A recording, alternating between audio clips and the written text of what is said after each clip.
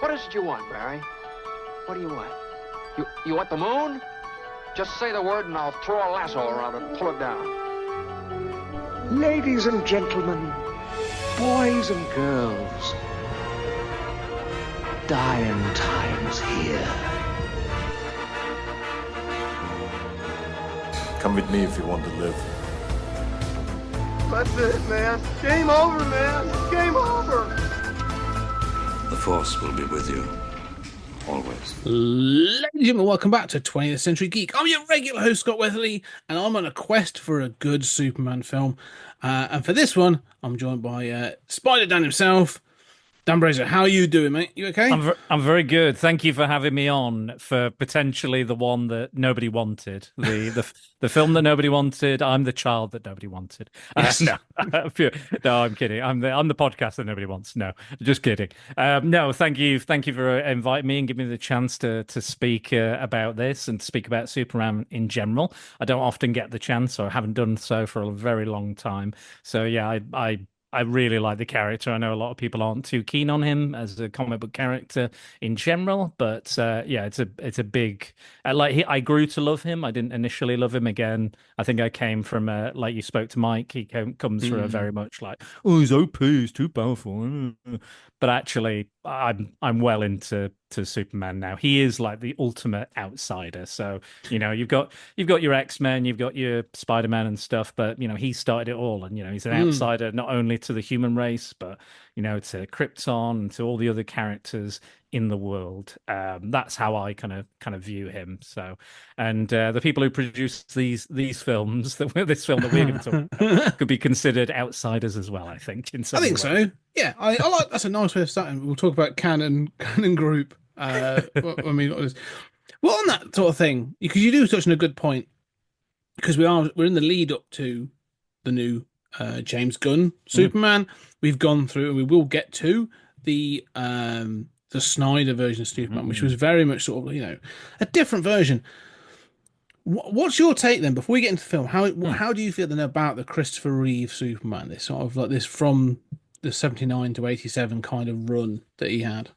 I think initially I kind of enjoyed them as kind of silly fluff as a kid. Like they weren't necessarily like the Star Wars or the whatever else was kind of popular at the time, the Jurassic Parks, the big kind of blockbuster movies that I saw.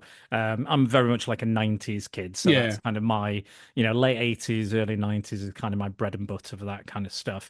So yeah, I think even when I watched it, it could have felt a little dated or a little maybe past its prime, I think. And again, it wasn't a character. I got into comics through X-Men and Spider-Man specifically, and but who doesn't like Batman, and through those kind of characters and things. And those were I kind of glommed onto them and that Marvel universe more so than the DC universe. But I think as I got older, I rewatched them again. They are very silly, but they are fun. They're family friendly to a degree, but also I think as I got older, I think I appreciated them more for what they were doing and what they were trying to say. And again, it is, I think if you think about it, like if you look at the kind of modern age or the post-crisis Superman, they're definitely not doing that. That's not even a thing now. They only have the original, pre-crisis, with all the silly powers and everything. You spoke about with Mike the little Superman shooting out of his hand and stuff like that, and the bizarre and him like moving planets and all that kind of weird, wacky, kind of ridiculous, and again, amazing stuff. Don't get me wrong. There is a place for that. There is fun to be had there in the kind of sillier ends of things. And that was the character at the time. And I think they do in that, especially in that first film, I think that presents it in such a way, such a grand and epic and, surprising way. And kind of timeless as well. Like I think Mike said, the film doesn't age. Again, there are elements about it, maybe the fashion and things like that, but it's a masterpiece. Like you said, the John Williams score as well. Again, it's not a perfect film by any stretch of the imagination, but the stuff, when they get the stuff right, they really do get it right. And yeah, there is very much, like you said, there's a Christ kind of parable in there as well. Yeah, I don't know what the creators thought about that being two kind of Jewish boys. I'm not sure what they're. Well, I mean, they tried cursing the film, didn't they? So I guess yeah, there's your answer. They really didn't like it. Jerry Siegel and Joe Shuster. But yeah, I much more of a Superman fan when it comes to comics, where it is kind of post crisis. And again, I know people say always too powerful, but I mean, he's got a million weaknesses. Kryptonite, magic, for God's sake. They're not like close up kind of cards. David Blaine. He's confused by street magic. Oh, sleight of hand. Oh no, you got me. But like things like that, red sunlight as well, because Krypton, was under a red sun and they had no powers there. That's why they couldn't save themselves. That's why they all die. So yeah, there's things and Doomsday, for God's sake. There was no he was just a big fucking brute that beat him to death. There's no kryptonite involved or anything like people could complain about. He just got fucking beat to death. He does have villains that are powerful enough to defeat him, and that's the point. Every time he goes up against something, it is something he can't handle with his own powers, either spiritually, philosophically, metaphorically, and we'll talk about it in this film as well. It's specifically a threat that Superman is trying to resolve, but actually, really, should he even be attempting to resolve it? But yeah, I think there was a lot of talk about how unrelatable Superman is and things like that, and I disagree with that. I disagree with the OP thing. I disagree with the character being unrelatable. This film would not have done as well as it had, and the character would not still be making huge appearances, having a hit show, with Superman and Lois, and Supergirl went on for ages. There is a life to this character, and again, there'll be Smallville was massively successful as well. Like there is life in the character, and it takes a certain voice to get to grips of that. And I like Man of Steel. There's a lot of stuff I don't like about it, and certain moments, especially the Kevin Costner dying moment, I thought was I still don't understand that. It's a head scratcher. There are moments in that film that are genuine head scratchers. Yeah. Those, and like there was a line I remember that I really had an issue with, which was something like Krypton had its chance. I don't think Superman would say that about his home and his race. I don't believe that for a second. I think Henry Cavill did his best with what he had, and and I like some of the Snyder stuff, some of the Snyder work. We've talked about BVS on my podcast. So that and there's something there. There is something about that version of the character, and I can see why so many people gravitate towards it as well. Again, I don't necessarily really gravitate towards this version, but I appreciate it, and I appreciate that in certain ways as well. But I think I'm more of a kind of a comic book connoisseur, more so when it comes to like Superman and post-crisis stories. But yeah, for me, I'm like huge Superman fan, even though I am, if you put a gun to my head, it's going to be Marvel every day. But in the last maybe 10, 15 years, I've read a lot of DC, a lot of the kind of the lesser known stuff, the popular stuff, some of the ones that kind of, because they started reprinting loads of old stuff. And I was like, I'm well into that. I'm getting straight stuck into all of this, including the Superman stuff. And eventually, I'm very well versed in the kind of DC universe, I would say now, even though I still pivot towards Marvel if I had a choice. But with the new film coming out, I'm very excited. I love James Gunn as a director. I love the way he handles comic book material, the way he handles the characters.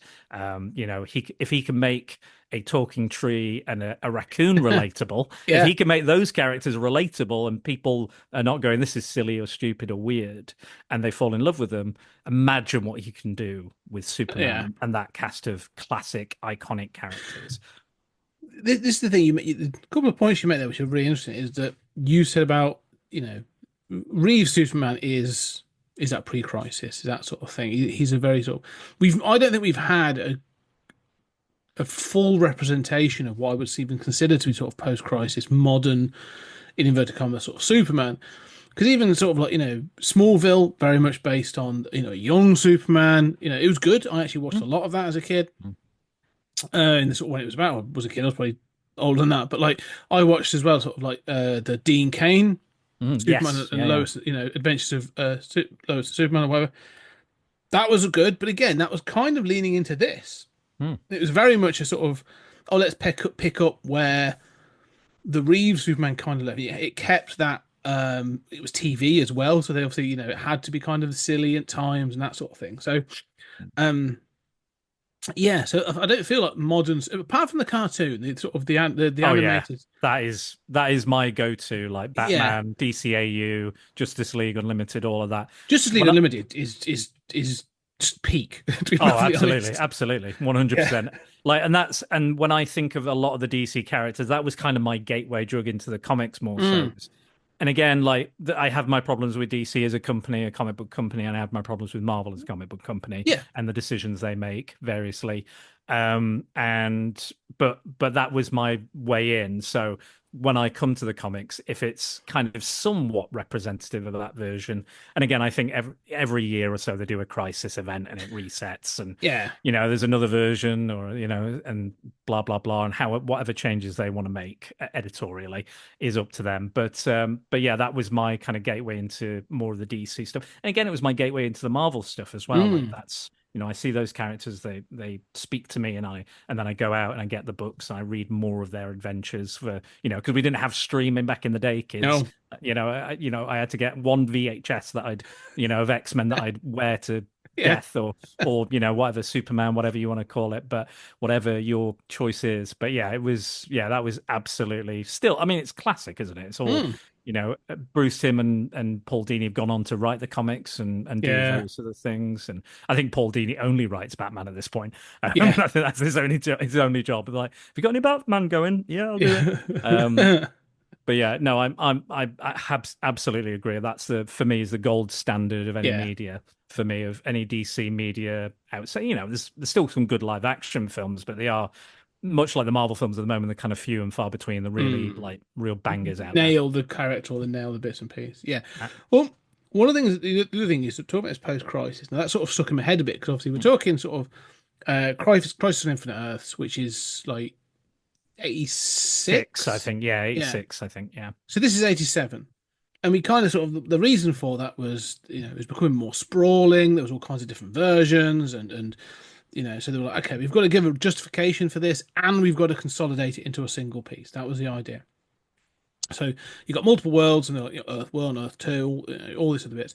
Bring it all together. Okay. And we're going to have not so much a darker tone, but we're then going to modernize the characters. So they actually do kind of depower Superman.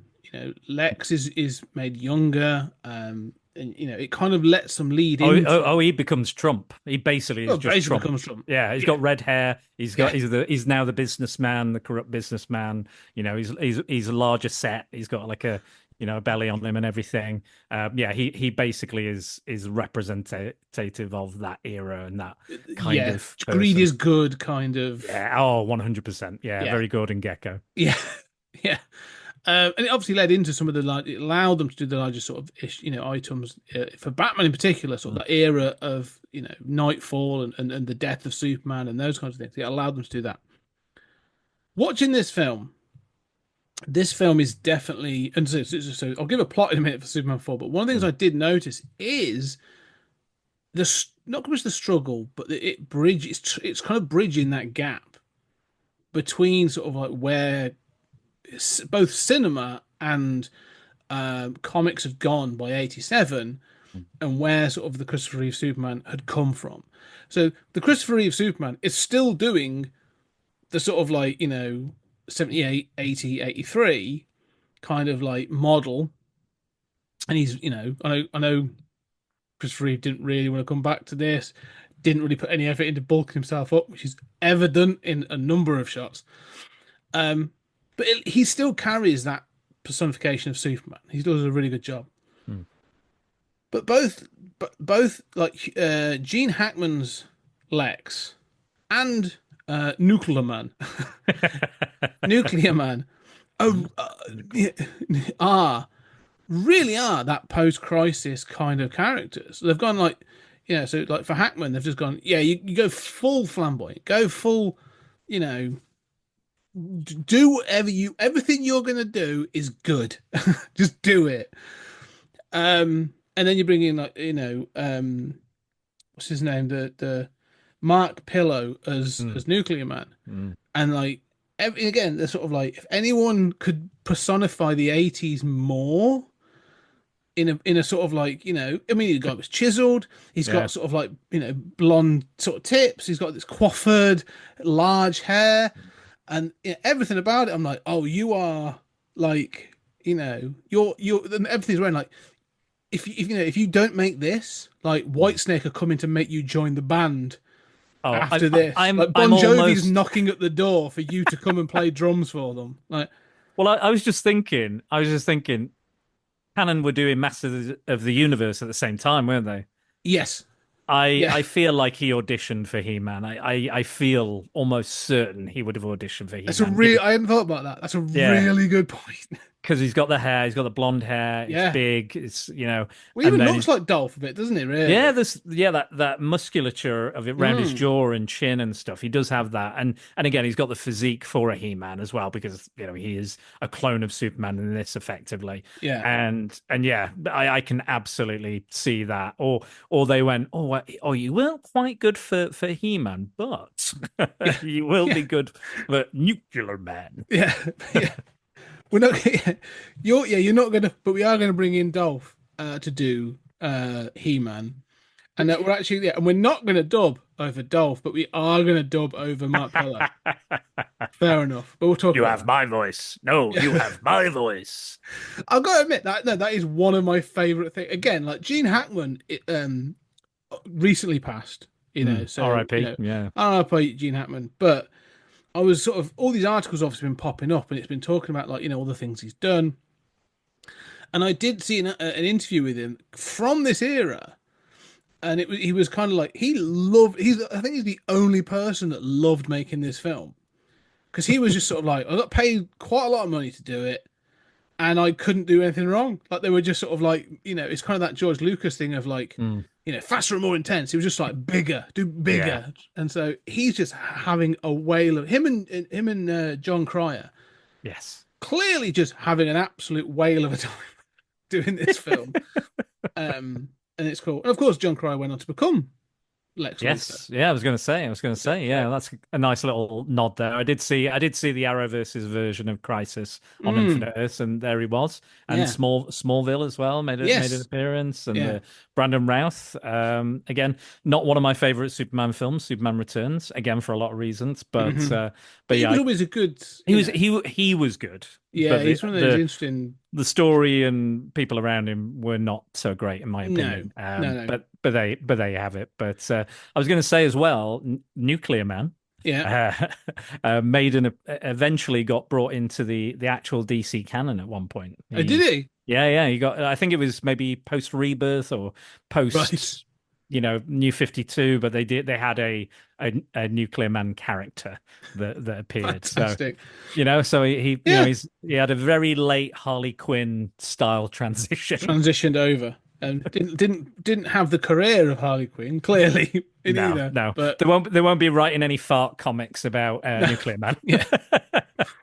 No, that's I recently saw that for Harley, and I was just like, all right, that's a choice. Like, this is the kind of comic that Deadpool would turn down, but fair enough. Yeah. But anyway, let's do a plot. So I'm going to read the synopsis. Sure. I'll just quickly read the synopsis from IMDb, because they're always quite interesting. With the world on the brink of nuclear war, Superman takes it upon himself to destroy all nuclear weapons. However, Lex Luthor creates Nuclear Man, a force strong enough to take down Superman. Now, that just sounds like two sentences put together. Like, it doesn't actually form as a plot. But that's kind of how the film goes. So it is actually an accurate representation of this film. This film is very much in two halves. Yeah. Well, I mean, you can read it up online. There was 45 minutes cut out of this film, and you can tell. Yeah. Like, you can absolutely tell. Like, there's a moment where, Nuclear Man looks at a paper and sees, I think it's Lacey, the character. Is it Lacey? Yeah. The female editor, editor-in-chief of the planet. Lacey Warfield. That was it, Warfield, that was it. And her dad's Daddy Warfield, David Warfield, who is absolutely a Rupert Murdoch. Oh, yeah. He's such a Rupert Murdoch guy. Like, and that's kind of what I respect about this film, is that it knows what it's trying to say about certain people and about certain things. I'll give it that. And I imagine the original script I would love to see the original script by Reeve and see what that actually looked like and what the full story would have been. But yeah, there's moments in this film like he looks at the newspaper, sees Lacey, and then he arrives at the Daily Planet. Superman's there, and he goes, "Tell me where the woman is." And he's like, "No, don't do it. Think of the people." All that kind of scene. He says, "Don't do it. Think of the people." And then he's like, "The people." After he's done it, the people. Yeah. But yeah, he comes in. He just immediately knows where he's going to be. He immediately knows he's going to be after Lacey. Yeah. Why would he know that? But then within the fight, they go into the Daily Planet. They're tussling. They go in an elevator. But the elevator, when it comes out at the top, is Lex's hideout, which in this universe is in the Empire State Building or whatever they want to call it in Metropolis. Again, we've even got the statue. No, it's the Chrysler Building. It's in the Chrysler Building. Sorry, the Chrysler Building. Apologies. Even I was wrong. But yeah, so like, how do we end up from one building into another? Yeah. Is the 45 minutes that were cut out. Yeah. That is the problem with this entire film. Again, there's repeated special effects. That one of him flying towards the camera. You know, is it's a good effect and it looks good, but it's just the same one for that's an hour and a half. They clearly went, that one's good. And that's a canon kind of trope, isn't it? Oh god, yeah. That's in a can. That's what we're going to use 4 times. That's fine. I mean, even actually, there's a scene of Nuclear Man going through the floors and through the ceiling, up through in that scene. And I flicked back because I was like, I'm not convinced that isn't the same shot just 3 times in a row. And I had to check because there's someone like in each scene, someone stands up and I was like, is that the same person? It's not. They have done it. They have done it 3 times. They've done it proper. Yeah, but knowing this was canon, I had to double check because there is that sense again. Oh no, they have just used the same footage. Yeah. They definitely came from the Roger Corman film school, didn't they, Cameron? Absolutely. Like, Battle Beyond the Stars, he uses all the special effects from that because he paid like over, the most he ever paid for anything was Battle Beyond the Stars. So he's like, I'm going to get my money's worth. I'm just going to make loads of space shit. Yeah. Just use all those effects over and over and over again. And, fair point. Yeah. Why not? Well, it's funny because this is the end. This is entering the end period of canon, where they had reached a bit of a sort of a peak with the Chuck Norris, Michael Dudikoff, and some other kind of films and weird films as well. Like not just like everyone just thinks about them for doing action and stuff like that. They did like some like romance films and music films. Obviously that they did Breaking, and Breaking 2. Electric Boogaloo. Yeah. The way that came from. Jean-Claude Van Damme's, early appearance by Van Damme. Cyborg. Yeah, Cyborg is one of theirs.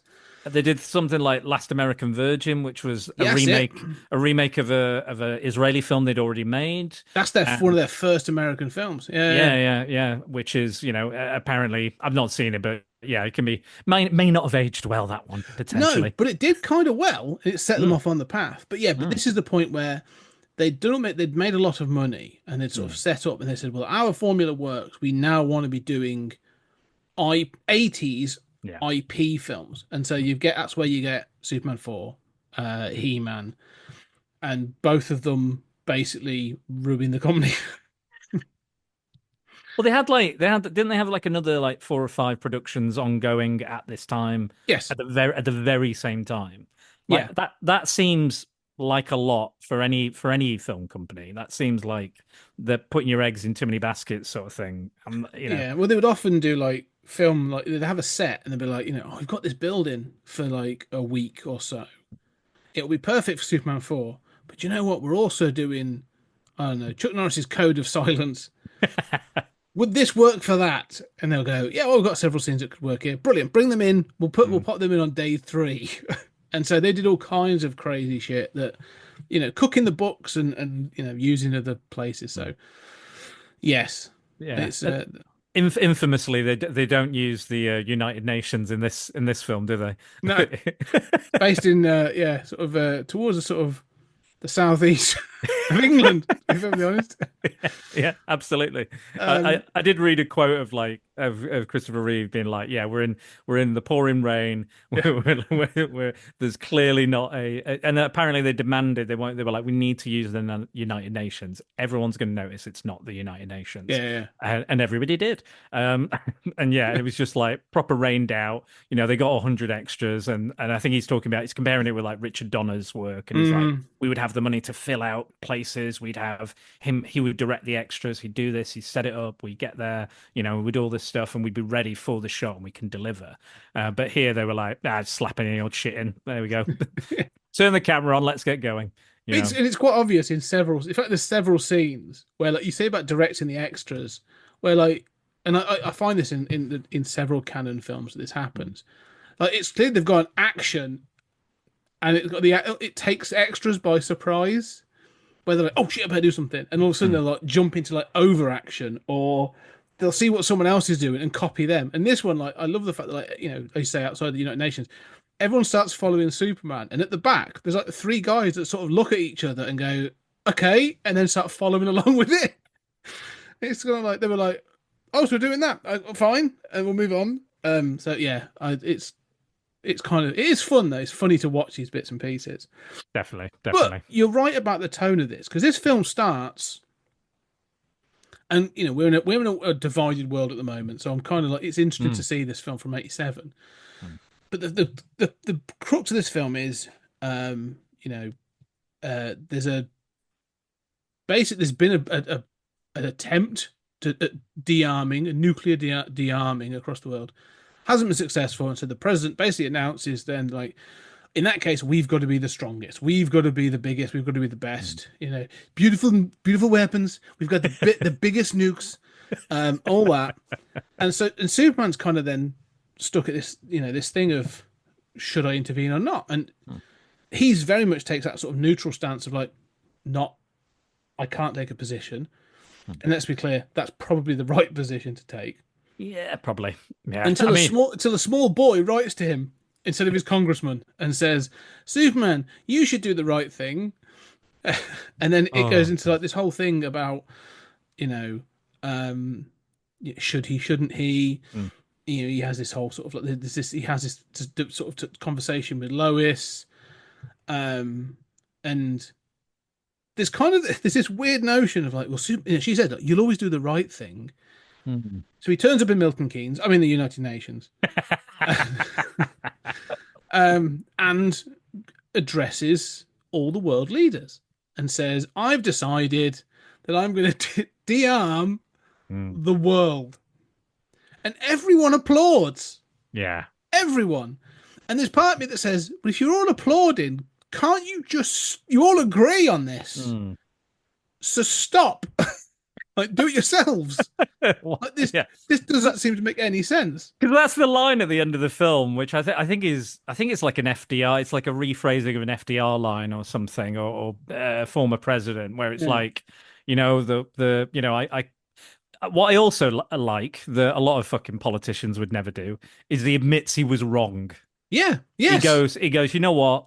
I made a mistake. I'm sorry. This was the wrong thing to do. I've learned my lesson now. And then he says the line where some people might be like, oh, this is kind of like, you know, people can be divided on this line, but he goes, you know, people will, you know, the leaders of the world will give the world peace, their people, when they want it hard enough, basically. Yeah. When they desire it enough. After half the world has been destroyed by nuclear weapons. Yeah, absolutely. It's kind of, in a way, it's kind of sweet and saccharine, but I like the bit where they're like, well, Superman, you know, he's like, I'm not a member of the nation, but I would like to speak to the United Nations.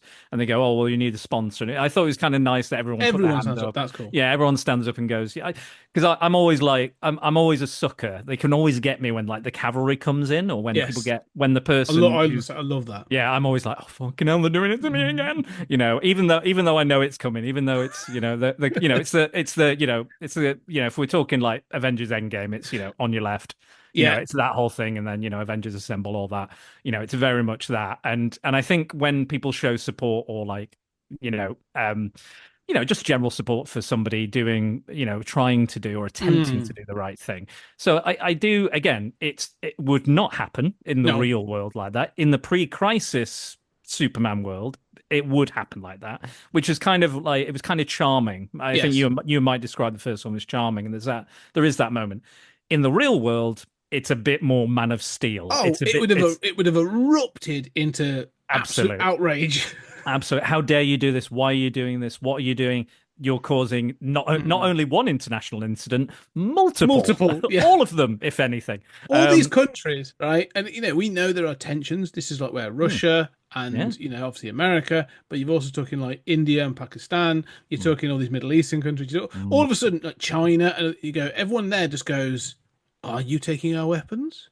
Screw you!" And then just presses the button. Yeah, exactly. No one's we're going to fire them, and the thing is, they are firing them, but like into the atmosphere, so he can collect them, put them in the giant, very close. Is that what they're doing? I had questions Yeah. about this. Is this voluntarily firing? I think they are. I think because they all agree. They all, like you Yeah. said, they all cheer. They agree. They're not like, think about this, or not sure, or we'll need to discuss this, or let's put it to a vote or something. They're just all, raucously. So it must be that, because why would all these people be firing nuclear weapons at the same time? Or... This felt like a gap in that you said about this is Yeah. the gap in the script, because all of a sudden, like, nuclear weapons are being fired into the air, and he's just like picking them out of the atmosphere, and I was like, is he stopping them from nuclear war, or is this like I really, I was like, is this an agreement, or is it just sort of like happenstance, or? Yeah, I definitely feel like it's that, because it's so like unanimous that Yes, that has to be the reaction answer.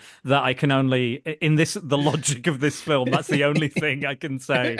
The only way, and again, like the Man of Steel does ask some similar questions to this. There's a very classic Superman tale. I think it's Superman 247, and it's a story called "Must There Be a Superman?" And basically, he saves like an alien race, but he's weakened by the sun, and the Guardians of Oa, the Green Lantern Guardians, they pick him up, and they kind of question him and say, you say you helped out this alien race, and you may have detrimentally, kind of the Star Trek thing where it's like, what was it, the Prime Directive? They can't interfere; they need to leave it alone. But if they interfere, it could, change the course of history. So Yes, it's that kind of question, and they go, "Are you not, because you're helping so much? Are you not becoming a crutch for humankind?"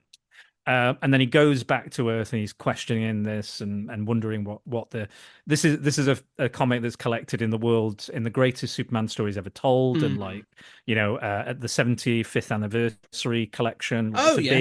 It's a big important issue. Yeah. And I think he goes to I think it's like on the Mexican border, and this guy, obviously like a corrupt white guy, they're having an argument with how he's treating them, these Mexican workers, laborers, and Superman comes in and they go, help us, you've got to do something. He's like, he's racked with that guilt, and then an earthquake happens, and then obviously he has to assist with that, and then he kind of goes, to a degree, again, I don't know how well this is aged, but I think you could probably do it in a more nuanced way today. We're talking 70s Superman at this point as well, but he goes, you actually, things that are in your control, you have to change. I can help you with earthquakes because you can't deal with those, and I will assist with those. But when it comes to policing and making sure other people are doing the right thing, laws and what have you, you have to govern yourself, which again is a very important story. And again, it goes to what I was saying earlier, is that you have to give Superman a challenge that is not something he can just punch his way out of. Yes, and interesting enough, that's another thing, because so basically what you're saying is, alien invasion, I'm there. Cat stuck in a tree, get your fucking ladder, you lazy bastards. That's what it's sort of pretty much, yeah. Which is fine, which is fair. Yeah. But I think the point making as well is really interesting about this, and one of the things we've noted about each of these films has been, it hasn't had, so far we've had punchy, but it's not been like punchy to submission. Like every film has ended with, I mean, the first film doesn't even have a superpowered villain. It's just Lex. It's the bombs and all that sort of stuff. It's about him having to use his brain or his powers to an extent, but like the punching is kind of down to a limited. Like, even with Zod and stuff, like he doesn't go like, oh, I'm going to punch you out, I'm going to take you all on, non-inertia, and then break someone's neck. He sort of uses his brains to depower them and stuff. And even the same with 3. I think this is the first one that has a prolonged, like, punchy fight. And even then, like, he's still trying to use his brain to, okay, we'll get out the city, we'll go to where, we'll go to the moon, out of the way of the sun. Yeah, this is a thinking Superman. Yes, yeah. I think for me, I think I said it I shared a clip the other day from a podcast I did a few years ago about Superman. And I said I don't like the idea of the super intelligent Superman that are kind of like beyond any, he's like Kryptonian super science and all this. And he does have that. But deep down, I think, there's 3 kind of, Clark Kent, Superman, Kal-El. So there's a Kal-El who is, an alien and, an outsider and from this culture, however they depict Krypton or Krypton, and then you've got the farm boy, the down, salt of the earth kind of working man. You've got the intrepid investigative reporter who is trying to do the right thing in the right way and be there, because that's why he becomes a reporter, because he has to be there at the events, that he's reporting on a lot of the time, or have some links or some insider information that you can use. And then you've got Superman as well, who is, the icon, the Ubermensch, or whatever you want to call it. Those are the kind of the 4 quadrants, you would say, of Superman. And I think that is something that people forget about and miss out. But yeah, I don't like him as the hyper intelligent, again, very pre-crisis, hyper intelligent, can do everything and stuff. I know you and Mike talked about the silliness of the going back in time and going around the earth in the original one. That obviously, like you said, would cause massive problems in the real world. But also, moving the moon and causing an eclipse would also do the same thing. Tidal sort of like tsunamis up the wazoo right now. You name it. Yeah. There's so much. I think even menstrual cycles are affected. Maybe I'm not sure, but werewolves go mad. Is what God, happens. can you imagine? Could you imagine? People are looking at this fight in the sky and they're going, "What's going on?" And then they're blinded by the eclipse. There's all this stuff. Yeah. But again, that's very, very silly, very, again, pre-crisis. Very rarely in a post-crisis world do you see like Superman pushing planets together and things like that. Yeah. But again, for this, and it's strange as well, because in these films, they don't make a whole deal about the sunlight thing. Him charging his cells and making him super powerful, and that's where he gets his powers from. But in this, it's interesting that his clone has that kind of weakness. That if he's, but I guess he's like a solar battery, isn't he? Basically, kind of. But Superman can like store it, the energy, as opposed to just going like boom when he's out of the sun. He's like one of those. You get those little bobbleheads you put in your car. Yes, and they get power, and they'll bobble their head when the sun's out. There's one at work next to me, which is like a fairy. I don't know where it came from, but there's one next to me, and because the sun started coming out, I'm like, what the fuck is that noise? And it's just this fairy like dancing away. But the moment a cloud goes across the sky, like it just stops, doesn't it? They die. They're not like you said. They're not. They don't retain that solar energy. They just sort of stop. That's what Nuclear Man is. I mean, the first time he walks into a shadow and just depowers, I did laugh out loud. I was like, that is the shittest weakness of anything. So I'm like, so if you just draw the curtains, I was going to say that's what Lex does, because later on he's like, oh, I'm taking over. He speaks to the arms dealers. The Jim Broadbent was there for some reason. Love the fact that Jim Broadbent's in it as a French arms dealer. And you've got William Hootkins or Porkins from Star Wars is in there. He actually played Lex Luthor in the BBC audio dramas. I don't know if you know that. And he plays Commissioner Gordon in 89. Oh, not Gordon. He plays what's his name? The one with the croaky voice. It's like a Bullock wannabe, isn't it? Eckhart. Yeah, it's not Eckhart. That was it. Yeah. What have you been dreaming? Where have you been spending your nights? All that. Yeah, amazing. So I remember that. But they did do a Death of Superman recording of that, and he has to put on. And in that version, because he's supposed to be dead, and he's cloned a body, and he's now in his son's body, who lived in Australia. He has to put on like an Australian accent, which he was not good at, unfortunately. No. But I do like the actor. See, that's it. The craziness in comics is just amazing, isn't it? That you can do that kind of Yeah. stuff. Comics are weird, and comics are amazing because they are so weird. And that's why I Exactly. love them. Yes. But yeah, no, I'll just go with this. So yeah, we will get fully onto Nuclear Man in a minute. Sure. But just sort of to stick with Superman for a bit. One of the things you said about him being the outsider, is this sort of thing. For a number of reasons, Margot Kidder was kind of sidelined for 3, and obviously brought in Annette O'Toole in to play Lana Lang, and they've brought her back for this, and I think Margot Kidder does a fine job. She's still sort of, I know she had a lot, her own demons to fight and lots of other stuff. Yeah. I was going to say she had, R.I.P. to her as well. She had a lot of issues. I remember when I remember hearing about when she was found kind of homeless and or broken somewhere, or what's going on there, unfortunately. But again, very talented. I love her in Black Christmas. I think she's amazing in that. She is fantastic. And the Amityville Horror, like she's in the original Amityville Horror. She's great. Still not seen that. But... I'll throw it as a recommend for you. Yeah. Oh, okay. I you know what? I do own it. I do actually own it. I bought like a mystery bag, and it ended up in the set DVDs I got. So Nice. it's on the list. Don't worry. On the list. But I think she's fine in it, and I think she acts the sort of the counter to Lacey Warfield as being the sort of like, she is the strong Lois Lane in this. Like, she is that kind of like, no, this is about journalism, is about integrity. It's about, we are there to report the news and the stories. And, I like this. The other thing that I find interesting is that they recognize that they can control or at least influence public opinion and have a responsibility to be honest and to be true. And you're kind of like, oh, wow, this film has aged incredibly, because now like it's just verging on propaganda on every news channel. Yeah, it's just tabloid, and that's the thing it's trying to say as well. Like, say what you will about the film itself and the quality of it and the missing stuff and the missing money and the missing scenes and what have you. The core idea of criticizing the tabloid press, the Rupert Murdochs, and those kind of that kind of way of journalism.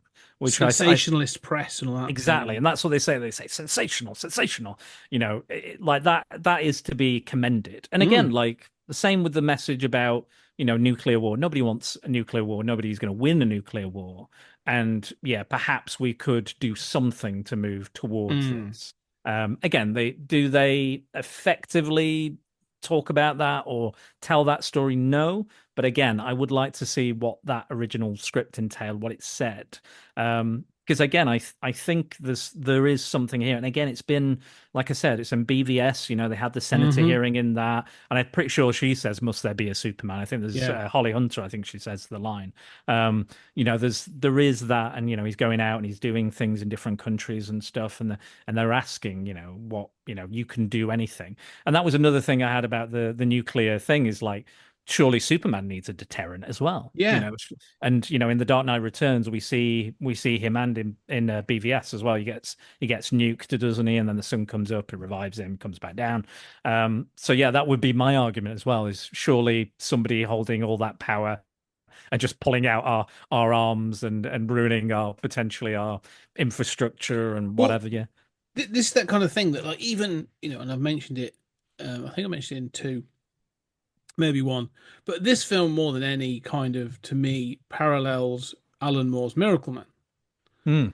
Because that series ends, I love that the original Alan Moore run is phenomenal. I think it outstrips Watchmen, to be perfectly honest, as a critique of superheroes.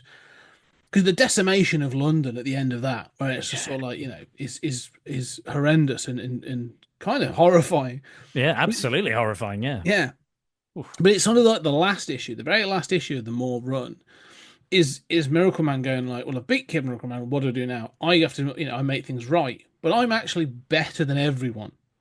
I'm the paragon I'm literally Zeus at this point. I am the sun god, let's do what I'm supposed to do. And there's a sort of a brief sort of like section in that where he goes and lectures Thatcher's government and like, this is how the economy is going to work now.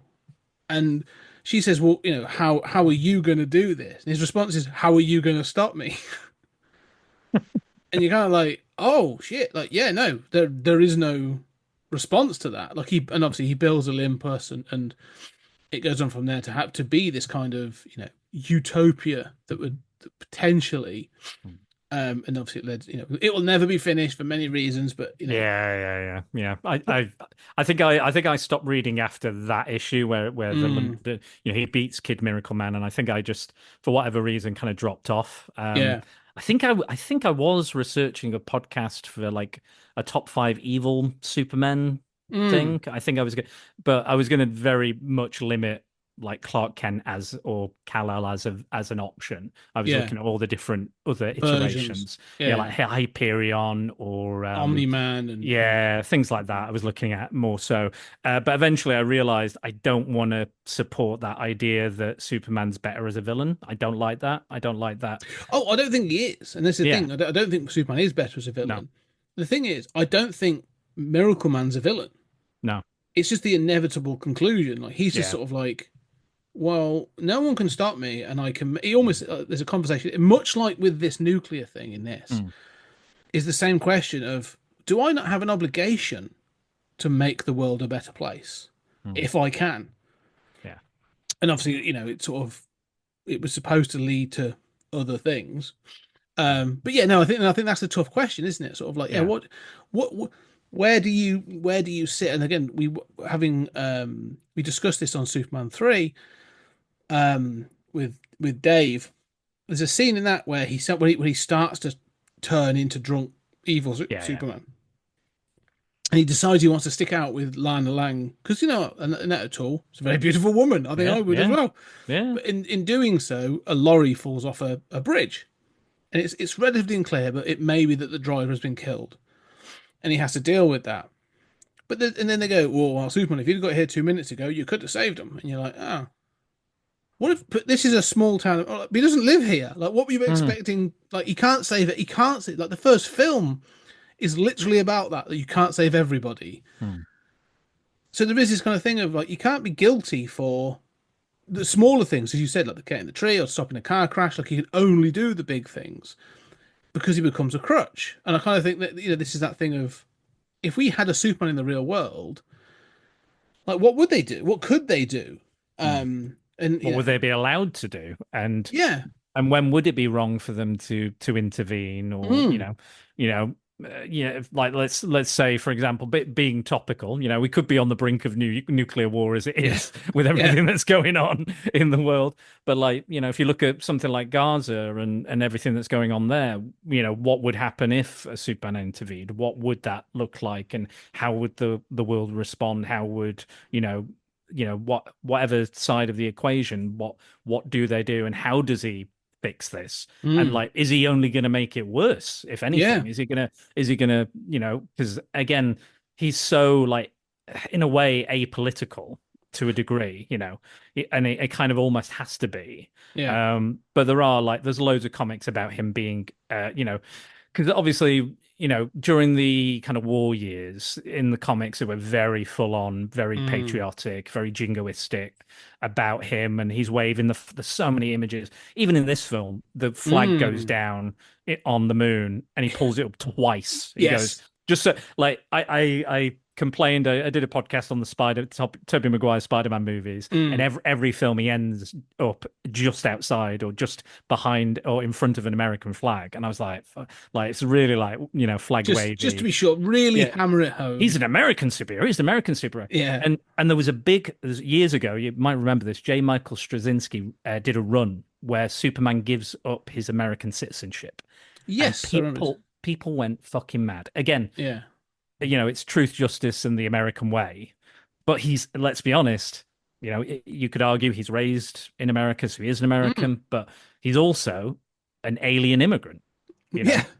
He is absolutely, and he represents that. And again, and that's why the bloody, Moses parable is so key to the Superman myth. And again, written by two Jewish immigrant boys from, again, during just pre-war, post-war, I think it was during the war, wasn't it? you know, they've turned up. So, and then that's again another reason why this character is still so relevant and still so relatable to many people.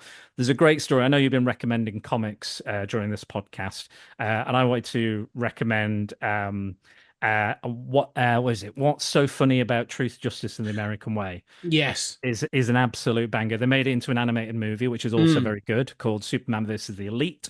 And it's basically about, should Superman kill? Should Superman intervene in these certain areas? And there's a group of these kind of, you know, very extreme superheroes who kill. Yeah. And again, it was like the Authority. I think they were a pastiche on, and those kind of Mark Millar kind of characters. What's he called? Black. Manchester Black. Is Manchester the leader, Black. yeah. Thank you. Yeah. So and he's, you know, a psychic and stuff. Mm. And it's a really good. It's like a one-off issue. It's like 40 pages, like a big kind of special, but they stretched it out into a movie which works. Actually, it really does work. And again, he goes there and he goes, I think it's like, again, DC's full of these countries that don't exist, like Palikistan and I can't remember. There's one of it. Bialia is another one. I think they're at war and he has to come in, and you know, but he's beaten there by them, and they've murdered a ton of people, and then all of them are like, Superman, why don't you kill? You should have killed. He killed my dad. You should kill him. You should kill the atomic skull in this scene. And he's like, I can't do it. That's not the way. And eventually it's like you said, it's not a punchy. There's still punchy. And we all enjoy punchy. But he tricks or manages to change the perspective, because he goes, all right, you want me to be evil. You want me to be violent.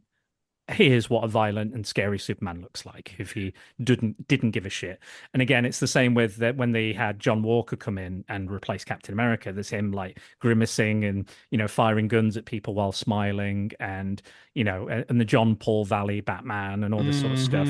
They go, oh, we want a grittier, grimmer, you know, Batman or Captain America. Or he should be more like Rambo, you know. Yeah. And then they go, okay, we'll give you a Rambo Captain America, but it's not going to be Steve Rogers, you know. And like Death of Superman as well, they replace all them, Cyborg, Superboy, Steel. And again, they're all wonderful characters, but they're not Clark Kent, Kal-El, Superman. It's that combination, isn't it? And I love that. I love that. And again, the animated film is great. Yeah, I do recommend it. It's one of my favorite of the DC animated universe films. It's really good. Yeah, the animation style takes a little getting used to. It does, but I love the content. I still like it. Yeah. And Manchester Black has become a reoccurring character. They've brought him back on several occasions and stuff, and he's an interesting. They've made him almost like an anti-hero, haven't they? Kind of thing of character. Kind of a Red Hood type esque kind of thing going on. Yeah, because there was a series relatively recently called Superman and the Authority. Ah, okay, yeah. And they use him in that as a kind, again, as a sort of, as you said, a literal sort of take on for the Authority. I love this idea, though, and it's really interesting to focus on where do superheroes have responsibility. And, of course, the MCU addressed this in Civil War, as they sort of did in the comics with Civil War. And I think, you know, they tried to do that political thing. And more recently, there's been that conversation around Captain America isn't just representing America, like he worked, what's it? Anthony Mackie and Chris Evans have both said, "Well, no, I never pictured him in that way. I see him as a bigger thing." And it's the same. Like I never thought. I'm again big fan of Captain America, but it's his sort of sincerity and his honesty, as both Sam and Steve, in that way that you go, no, they're just for the underdog. They want to do the right thing. If you want to take a patriotic hero, and I like the fact that when they've done it, if you want to follow like, the more recent versions of Captain Britain, who I love, but like Brian Braddock has basically become like a real kind of bully in when he's sort of in the Omniverse and all that kind of stuff. That's where you take it and you go like, oh, it's not good. Like this doesn't kind of work out well. It's interesting as well. Like Captain America, we ask all these kind of, again, a very inherently political character. He's, first appearance, he's punching Hitler out. That is as strong a political statement as you can make in your first appearance on your first cover. Again, very much Jack Kirby's kind of process when he's dealing with Nazis. That's what he always did. Again, war hero as well. But like, if we look at Wonder Woman, she wears the American flag. Her costume is the American flag, but we don't hear, and she's definitely not. She's Greek, but Yeah. because she's an ambassador, she feels she has to wear those colors and is a respectful thing. She's not going, I'm representing America. I'm a Greek, from the island of Themyscira. I'm never going to represent America, but because he's called Captain America as well, and again, he is arguably more of a political character, more so than maybe Wonder Woman. I mean, obviously, she's political in her own way and more of a feminist way. But yeah, it's interesting that we're like, oh, yeah, Captain America's this, and I think Captain America is, again, I've always seen kind of more of a left-leaning character myself.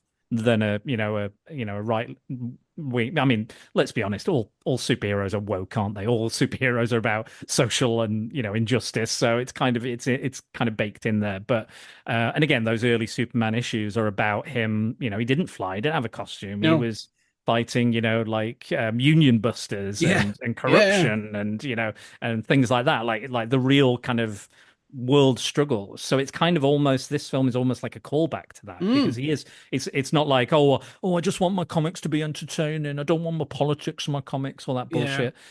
But Batman was hanging people in his early days, and people, like you said, people like Batman doesn't kill, but he did kill.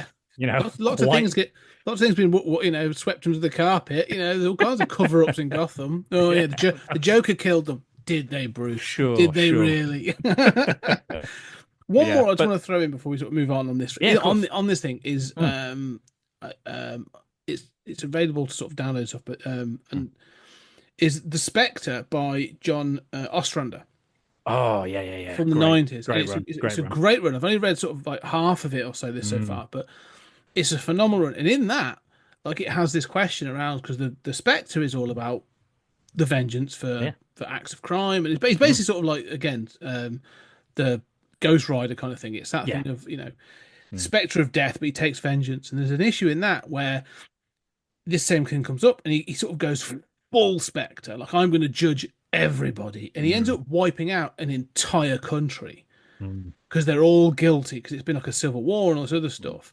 And then at the end of it, they're like, yeah, who gave you the right? Like, who you said, you weren't going to pick a side, and in not picking a side, you've kind of killed everyone. And why were you involved in this? And it kind of confronts all those kinds of things. So it's great. It's a phenomenal run, and it's a great really sort of story. And Tom Mandrake does the art, which is very kind of Gene Colan kind of inspired, very misty and a lot of kind of dark swirling. And they also do a run on Martian Manhunter, not probably as good, but it's still interesting in its own way. But yeah, I mean, they're getting right into the kind of biblical nature of that character, because he is the they don't really call him God, like in his early appearances. It's like the presence or whatever, or the voice or whatever it is. But he is, the right hand. He is the spirit of vengeance. And that's exactly what he's doing. But then again, they add like a human component to that spirit to kind of balance him out, make sure he's not going kind of too far. And that's what gets lost in this thing, and that's what happens. Exactly, and you need that human connection. And that's the thing, I think that. And I think Reeve conveys that incredibly well as a performance in this film. Like, he is so sincere as Superman. Yeah, I agree. I mean, there's no, like, even on his worst day, Reeve is an immaculate Superman. This is probably his worst day, arguably, as Superman. All together. But again, there are some moments. I do think they are, unfortunately, doing the highlight reel from the previous 3 films. Also. It's just like they go, right, we've got to do the kiss and her fly, and we've got to do that sequence again, and the secret love story, but then we've also got to have the hot new girl and the funny scenes with that, and him being like, doing the whole like, oh, I've been doing weights again kind of thing from 2, and like humiliating that guy, and again, like, and you have one sequence where he saves the Russian guy, like him, and speaks Russian to them, and I thought that was kind of nice, cool. I like that. That opening scene is brilliant. I thought that was really cool, and they're singing, is it My Way, Sinatra in Russian, which I loved. I thought that was cool. But then and then you have a brief scene. I can't remember what the scene was in between, but then you also have this metro line that goes wrong, and Superman has to stop that. And I love that he just goes over and he goes, "He'll be fine. He just touches the guy and just goes, he'll be Yeah, fine. yeah. He just needs a doctor. But then before before the doctors can get through and see him, he's going, by the way, people who run the transportation, I want everyone to know this is safe, which is again the thing from the helicopter and the first one. Flying is the and Lois Lane is involved, and she's all this sort of stuff. So yeah, it does feel a little bit like, and again they're doing the prison escape with Lex, and and that weird car. That's a strange car with those. Do we ever have speakers like that, or is that a thing for? No, it's just this film. I love let's talk about Lex and sure. And Lenny. Yes, Lenny Luthor. Yeah, Lenny Luthor, played by John Cryer. Yeah, bringing Lex back because obviously they'd replaced him with Robert Vaughn in the last film, with the Websters, and they bring back Lex. And again, Gene Hackman is one of those sort of presences in a film that I don't think I've ever gone out my way to watch a Gene Hackman film, as let's say, but he's one of those that'll be like, if he's in it, I'm like, oh great, Gene Hackman's in it. Like he's always I always know he's going to give a good performance. Whether it be The Quick and the Dead or Unforgiven, he's still going to be giving it his all. So yeah, so good. Like I'd recommend if you're looking for like a Lex Luthor film, kind of a President Lex film. We did top 5 corrupt politicians, me and Andy, a few years ago, and I watched Absolute Power, which is the Clint Eastwood film, and he's a very creepy, very sexually aggressive kind of president. But yeah, I thought he was amazing in that. And he does a tango with one of his aides, and it's it's the most threatening tango you've ever seen in your life. It is amazing. Yeah. I also like The Conversation as a classic. Yeah, great well. film. I love that. But yeah, no, I think he's great in this. He's fun. I'll be honest. Again, I think I was kind of a bit. There was a bit of snobbery in me about the post-crisis, pre-crisis stuff. So yeah, and I do have a problem where. I mean, my favorite Lex Luthor is Clancy Brown from the animated absolutely. version. Yeah. I was like, spot on. Gets the character, gets the hate, gets the intelligence, gets the spite. It does everything. But I still haven't. And I thought Michael Rosenbaum in Smallville was very good. Again, took it very seriously, and in a very real conniving way. and intelligent and duplicitous, and again, he's your best mate, but he'll also stab you in the back at any moment. And I think on film, I don't know why, but we seem to just get this used car dealer. Yeah. Every time, and it originated with Hackman, and again, I'm kind of like, and again. There's nothing wrong with his performance. It's entertaining. It's fun. It's campy. It's cartoony. It's again very much like those original pre-crisis comics, which is fine. And there's nothing wrong with that. But I think for me, we've not gotten away from that. No, I agree. The Kevin Spacey one is the same, but again, the Kevin Spacey one is the Gene Hackman one. It's just it's a continuation. Yeah, it is a continuation of those, which again didn't really work as a continuation for me either, and again didn't work for a lot of reasons. Also, the director's not so great as well for that one. But then also in BVS we get the kind of kooky, weird, odd car salesman kind of type thing, where I'm like, can we not just take the character seriously? Can we not just do what he does? Just be that utterly like envious, jealous man who has everything but still feels inferior to this one Superman. And again, I love that moment in the John Byrne Man of Steel miniseries where they figure out his identity, they figure out he's Clark Kent. And they're like, all the assistants and aides are like, this is perfect, this has to be correct, there's no way. Luthor comes in and goes, no man would ever put on a disguise if they could do all the things he did. Why would he do that? There's no connection. He's one of the most intelligent people in the world, but he can't make the connection that Clark needs to somehow live a normal life away from Superman and have friends and family. Well, this is that whole Trump thing, isn't it? He's saying like there's that absolute lack of empathy towards human connection, and that's where. And to be perfectly honest, I've got kind of hope for the Nicholas Hoult version. Yes, me too. Just from that trailer, like there's several expressions in that about, especially the bit when it has like, you see Superman sort of flying past. And he just follows him as he walks past the window, and you can just see that there's like a loathing, and you're just like, Oh, I think this is going to be. seething hatred. You know, Yeah. and it's all consuming for him. And again, and Superman Birthright is another great kind of origin story. And he finds out Superman finds out he's an alien Yeah. from Lex. He doesn't even know. He literally doesn't know, and he's so bitter and twisted. He laughs because he's gotten one over on him, and he takes a photo of it, has it blown up, and he puts it on his wall. That is absolutely Lex Luthor for me. Yeah. Moments like that.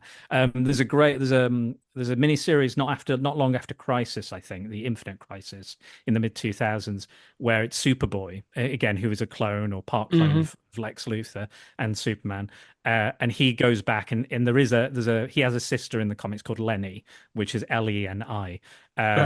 And it's her niece has met Superboy on the farm in Smallville, and Lex turns up because he's looking for Superboy, I think, or looking for somewhere to hide out. And his sister has like a debilitating.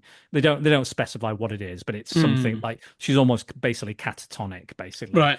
He comes in and he injects her, and she's cured immediately. She's immediately cured, and everyone's like, "Oh my God, wow! I can't believe you did this. How good is that?"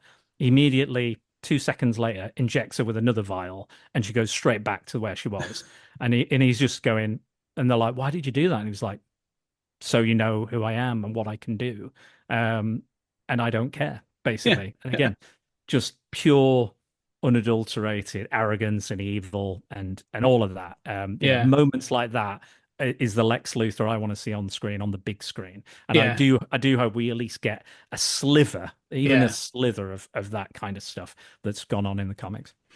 I think the thing is to say when it comes to that, I think people struggle because to present that level of evil, it kind of lurches into camp, and I think people do struggle to portray that on the film with a level of sort of cynicism and or sinisternness. I think this about sort of there are characters that we just know, like, you know, have become pop culture, right? Sensations as evil. I think, like, you know, Jeffrey Dean Morgan's Negan is one of those characters where he sort of went, I can go like silly and camp, and there's these moments, but you also kind of know, well, you constantly know, like the introduction of that character is just sort of like, oh, I'm going to be over the top, and I'm going to, you know, dip the shoulder, and I'm going to, you know, have the accent and the mannerisms, but I'm also going to stave someone's head in with a baseball bat because I can. Yeah. And then you're sort of like, that's tough balance to strike, definitely. Yeah, tough balance. Yeah, you know, because you want to sort of like, you know, you kind of want to. Someone says to me, you know, you want to either love to hate them or hate to love them. You've got to feel bad about yourself for enjoying them being on screen a little bit. And I think that's where I want to be with Lex, where I want a really good performance where I'm like, oh, you're amazing. You are brilliantly evil. And I kind of hate myself a little bit for enjoying you so much. And I think that's what hopefully we may get. Yeah, I think you get that a little bit. If we're speaking about evil Superman, you definitely get that a bit with Homelander as well. You'd get that exactly that. Yes, that that performance is really like, you're brilliant at this, and you make me feel dirty at the same time. You're making me dirty for enjoying this for what it is. Exactly.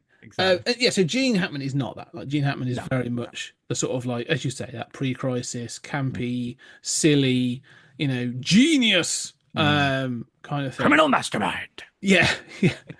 You know, it'd be flamboyant, like whistling Mozart and all that kind of stuff. There was that moment as well, very odd moment, where I think Lenny walks in or somebody walks in and he's dancing with some Baroque lady with a huge bosom. And they say nothing about it. It's like a regular occurrence. He's just dancing. He's got the LP record playing. He's just like, you know, doing a waltz or whatever however they were dancing. And then she leaves.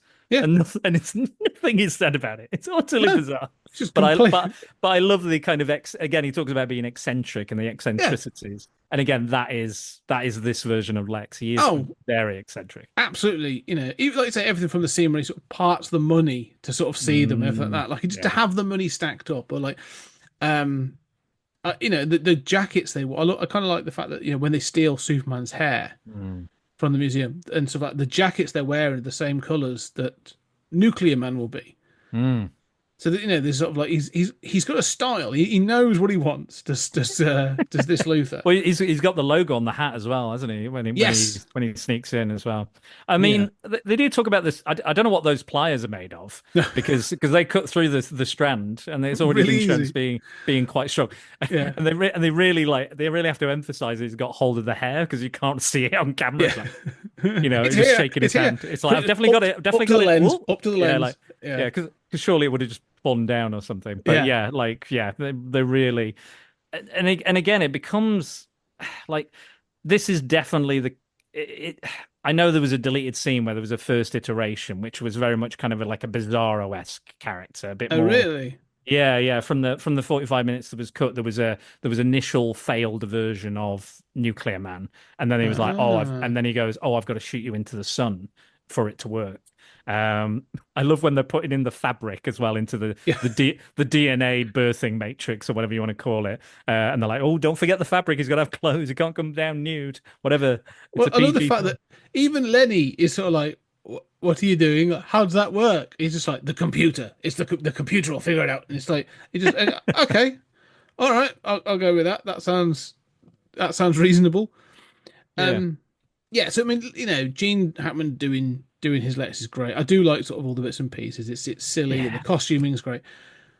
John Cryer though, and I want to sort of like, because John Cryer by this point the year before had done Pretty in Pink, so was breakout role. So he went from that to this, and you do sort of he's done a couple of things. I'm just having a look. So he was Ducky in Pretty in Pink, and there's another film called Homefront. Then this. I didn't realize he was in. Yeah, he's in Hot Shots and all that sort of thing. But yeah, so he sort of like broken out by that point. Never really made it.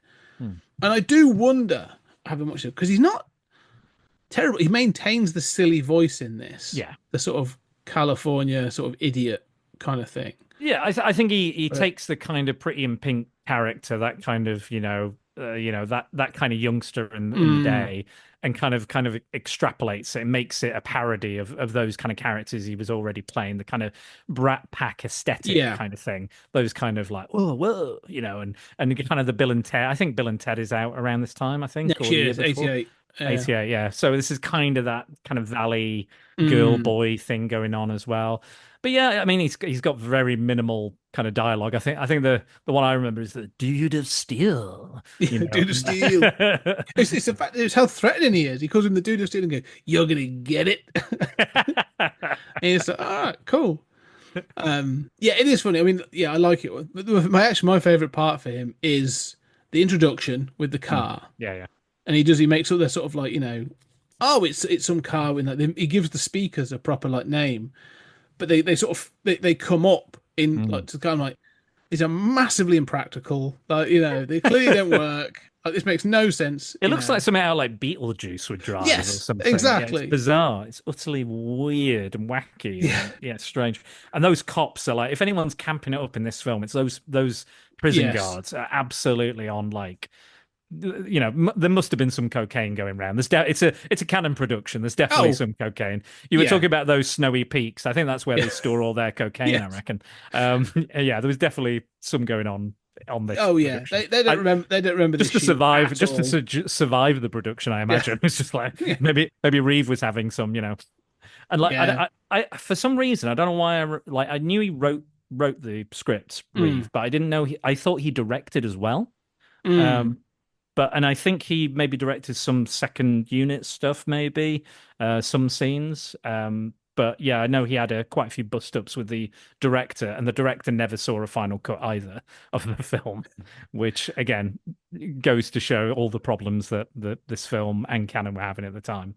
Yeah, I think that's it's ridiculous. I mean, I get the feeling from what I know is, I think there was a contractual thing of like, if I come on, I get this. Kind of agreement, and they didn't materialize, or there was a lot like, oh no, don't worry, it'll happen. Don't worry, it'll happen. Don't worry, it'll happen, kind of thing. And I think Reeve being on it, I think got Kidder or he Yeah. talked to her and he talked to Hackman, and they both kind of went, "Oh, all right, then we'll do it. You've written the scripts, and it's they must have liked it at the very least, or the money at the very least." Yeah. But yeah, I also think that he did a film or wrote a film, was going to direct a film that I think they did actually. That's part of the thing. He would set another film. Streetwise, I want to say, or something like that. I think it is just the journalist one, isn't it? Yeah, like an investigative reporter thing. Yeah. I think it's got like Morgan Freeman in a very early role as well, I think. Yeah. I think he's like a crackhead or something. I can't remember. But I've not seen it myself, but I've seen like a trailer for That's it. how we ended up in Shawshank. That's what we the continuity, the DC. That's part of the DC law, the greater DC law. We lost that world during Crisis. I think one of the many Crisis events. Yeah, the King world. Yeah, no, yeah. It's just interesting how these characters, you see, I think one of the things is like Reeves doing his thing, Kidder's doing her thing. Everyone's kind of doing their thing, and it kind of sort of feels fine. And then I want to get to Nuclear Man, because they say you bring in sort of Mark Pillow, who's also doing his thing, but his thing isn't great, to be honest. But he doesn't have much to do. Big dude. I like, he's got the look. He's got the physique, got the hair. But then, like you say, it's the fact that like they then I don't know how I feel about him having Gene Hackman's voice. Yeah. I don't know if it's kind of like a Flash Gordon type situation, Yeah. Because he was dubbed over, wasn't he? And he wasn't particularly happy with that. I'm not sure. I think in some ways, I think it was the same with Vigo in Ghostbusters 2, wasn't it? Yes. They had to overdub him, but then we've actually heard the original Vigo's voice, and you're kind of like, yeah, fair enough. Fair enough. He was a German wrestler, and he couldn't get past the accent. And so they were like, we don't understand what he's saying, so but we want that same thing. Yeah, I mean, Max von Sydow, you can't. No, you can't argue with that. No, he's great. But this feels intentional. I don't think this is a thing, because when he steps in, he talks. Yeah. And there's that whole exchange where, like, he says, "You've got my voice." He says, "You have my voice." And so I think it's supposed to be intentional. So if ever you were going to add in a complexity, a complication to a film where you're like, we're already running over budget, we've already got all these other issues. The one thing we now got to do is redub all this. It's no wonder he doesn't say much, because they're just like, no, we're not dubbing this. Yeah, that's why we're cutting 45 minutes of it, so we don't have to dub him specifically. Yeah. But I guess it's kind of the Marlon Brando thing as well, isn't it? They want to get their money's worth out of the actors that they're already paying decent money for, supposedly. So he goes, okay, well, why don't you do this? I will say, you and Mike on the previous podcast were talking about how was it in the second one where it's Lara's voice instead of, it might not have been on that podcast actually, I may be misremembering, but he was saying that Brando being not having it be Brando in the second one.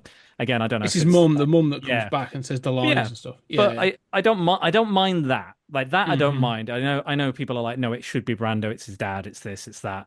But again, like, it's not just come from the dad. There's the mum as well, and she's an interesting part. She's a scientist. She's got her own role to play in Superman's lore. So I don't mind when she like comes on as a recording as an AI, and they discuss things and talk about stuff. And again, during like Superman 2, it's the kind of more personal side of it. It's a romantic, loving, it's the thing, that sort of maternal kind of influence that and guidance. He's fallen in love. He's like, how do I do this? What do I do? Not quite literally, what do I do? That's another conversation that didn't go on the film. But how does anatomy, female anatomy work? But like in this film, we got neither. We didn't get Lara's voice. We didn't, or maybe no, we did get a little bit, didn't we? We did get there's some voiceover from her. But then when he's like, right, what do I do? Do I get involved in the nuclear politics or do I not? And then for some reason, Jor-El has included some other random fuckers, Just- consciousness in the crystals from Krypton, that and they're just like, no, you shouldn't get involved, never, never, don't do it. And then if you do it, you will have betrayed the world, betrayed, Betrayed. betrayed. And I'm just thinking, why are we getting this from them? Like, you've already got the voice of Lara. Why don't you just, again, it doesn't even have to. I think it was Susanna York, I think was the original.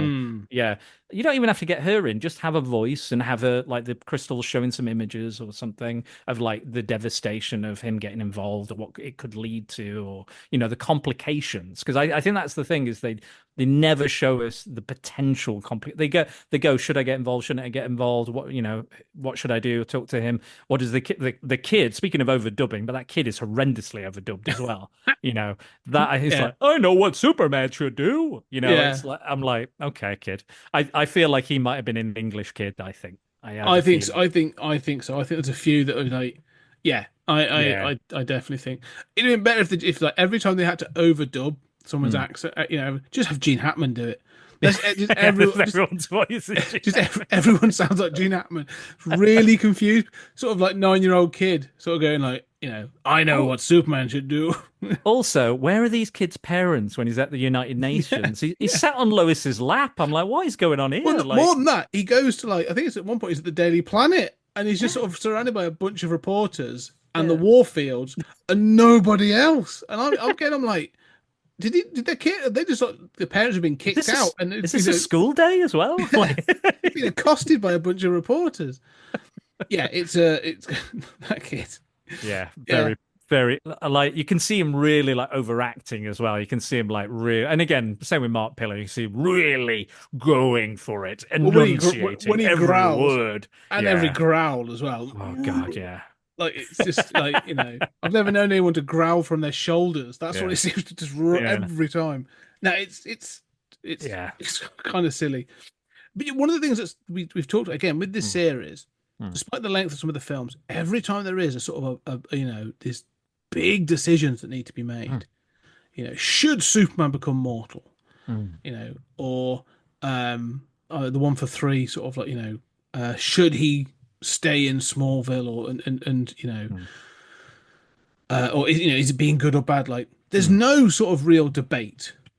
No, there's kind of like, because they go, well, there's a moral certainty, and so we'll just go straight to that. So there's never this real sort of debate, and it's the same in this one, where like the debate over whether or not he should intervene in the in sort of like obtaining the nuclear weapons and all this other stuff is so sort of passed over. Yeah. He sort of thinks about it. It's almost like it's emoji face, isn't it? It's that thinking emoji for all of sort of 5 minutes, and then it's like, no, it's the right thing to do, and you go like, you could have really just you should sit with more people than just your cave dwelling AI people. And even Lois doesn't really help the situations. When she comes in, she just goes, "Oh yeah, you'll do the right thing, or you'll be all right, Clark." And I did quite enjoy the double date scene, which was kind of, again, very kind of silly fun and stupid. And again, I'm like, Superman's got 2 women on the go. I don't know if this is maybe you should be asking those questions. Should a Superman be shagging 2 women at the same time? I'm trying to get with 2 women at the same time. I'm not sure about that without them knowing and being 2 different people. But yeah, like there's something to that kind of, those moments. And again, with Margot Kidder, when she's like, and she's so kind to Clark in this. I think there are moments in the films where she is, she's feisty and she's powerful, and she's, she is who she is. She has faults and she knows what they are, and she can't spell and various other things, but she is a very fully formed, active character. And again, I think, again, they're too busy trying to have their cake and eat it with this. Like, we want to introduce Lacey as the love interest, but we don't have Margot Kidder. We don't want to pay as much for Margot Kidder, or she doesn't want to be here, whatever the situation is. So we'll have her and have the love scenes and the reminders, and and she just kind of turns up as well. That's another thing where she just goes, kind of thought you must need me for some reason, or Superman must need me. I'm not sure why. Oh well. And I love that bit where he just walks her off the building, and she's like, "It's not that bad, Clark." Yeah. You know, and then she's thinking he's pulling her to commit suicide, but then does the whole A murder again. suicide pact. He's just Yeah. like, I've had enough. Off she goes. That's where that like dark. That's where they're kind of like, even though it's again very like sweet, saccharine, and, Yeah. and sentimental, there's still kind of like a dark edge to these Superman films. Like in almost all of them, there's still like kind of like a bit of edginess to them. Yeah. Like and I think there has to be, because you can't just have it be, Sweets and light all the time. Yeah, American apple pie kind of thing. Yeah. It's not that kind No. of, you can't have that all the time. And that's why I appreciate those moments of kind of darkness or weirdness and strangeness, and The weirdness is the good stuff. I agree. Like the weirdness of when they go kooky is good. And I'm also kind of charmed every time they have sort of like klutzy Clark. Yes. So between when he does these sort of things of bumping into people or saying like "Good morning," I think that's the thing. He's so good. Christopher Reeve is so good at physical comedy. Yes, like absolutely. even at the dregs of this franchise, let's say, arguably, that moment when he's sliding on the floor and he's in complete control of his body. He's in complete control of his body, but he's properly sliding across that floor and still lands without harming himself, hurting himself. And again, that moment where he changes his, he's not slouching anymore, and he opens up his chest, rises his shoulders.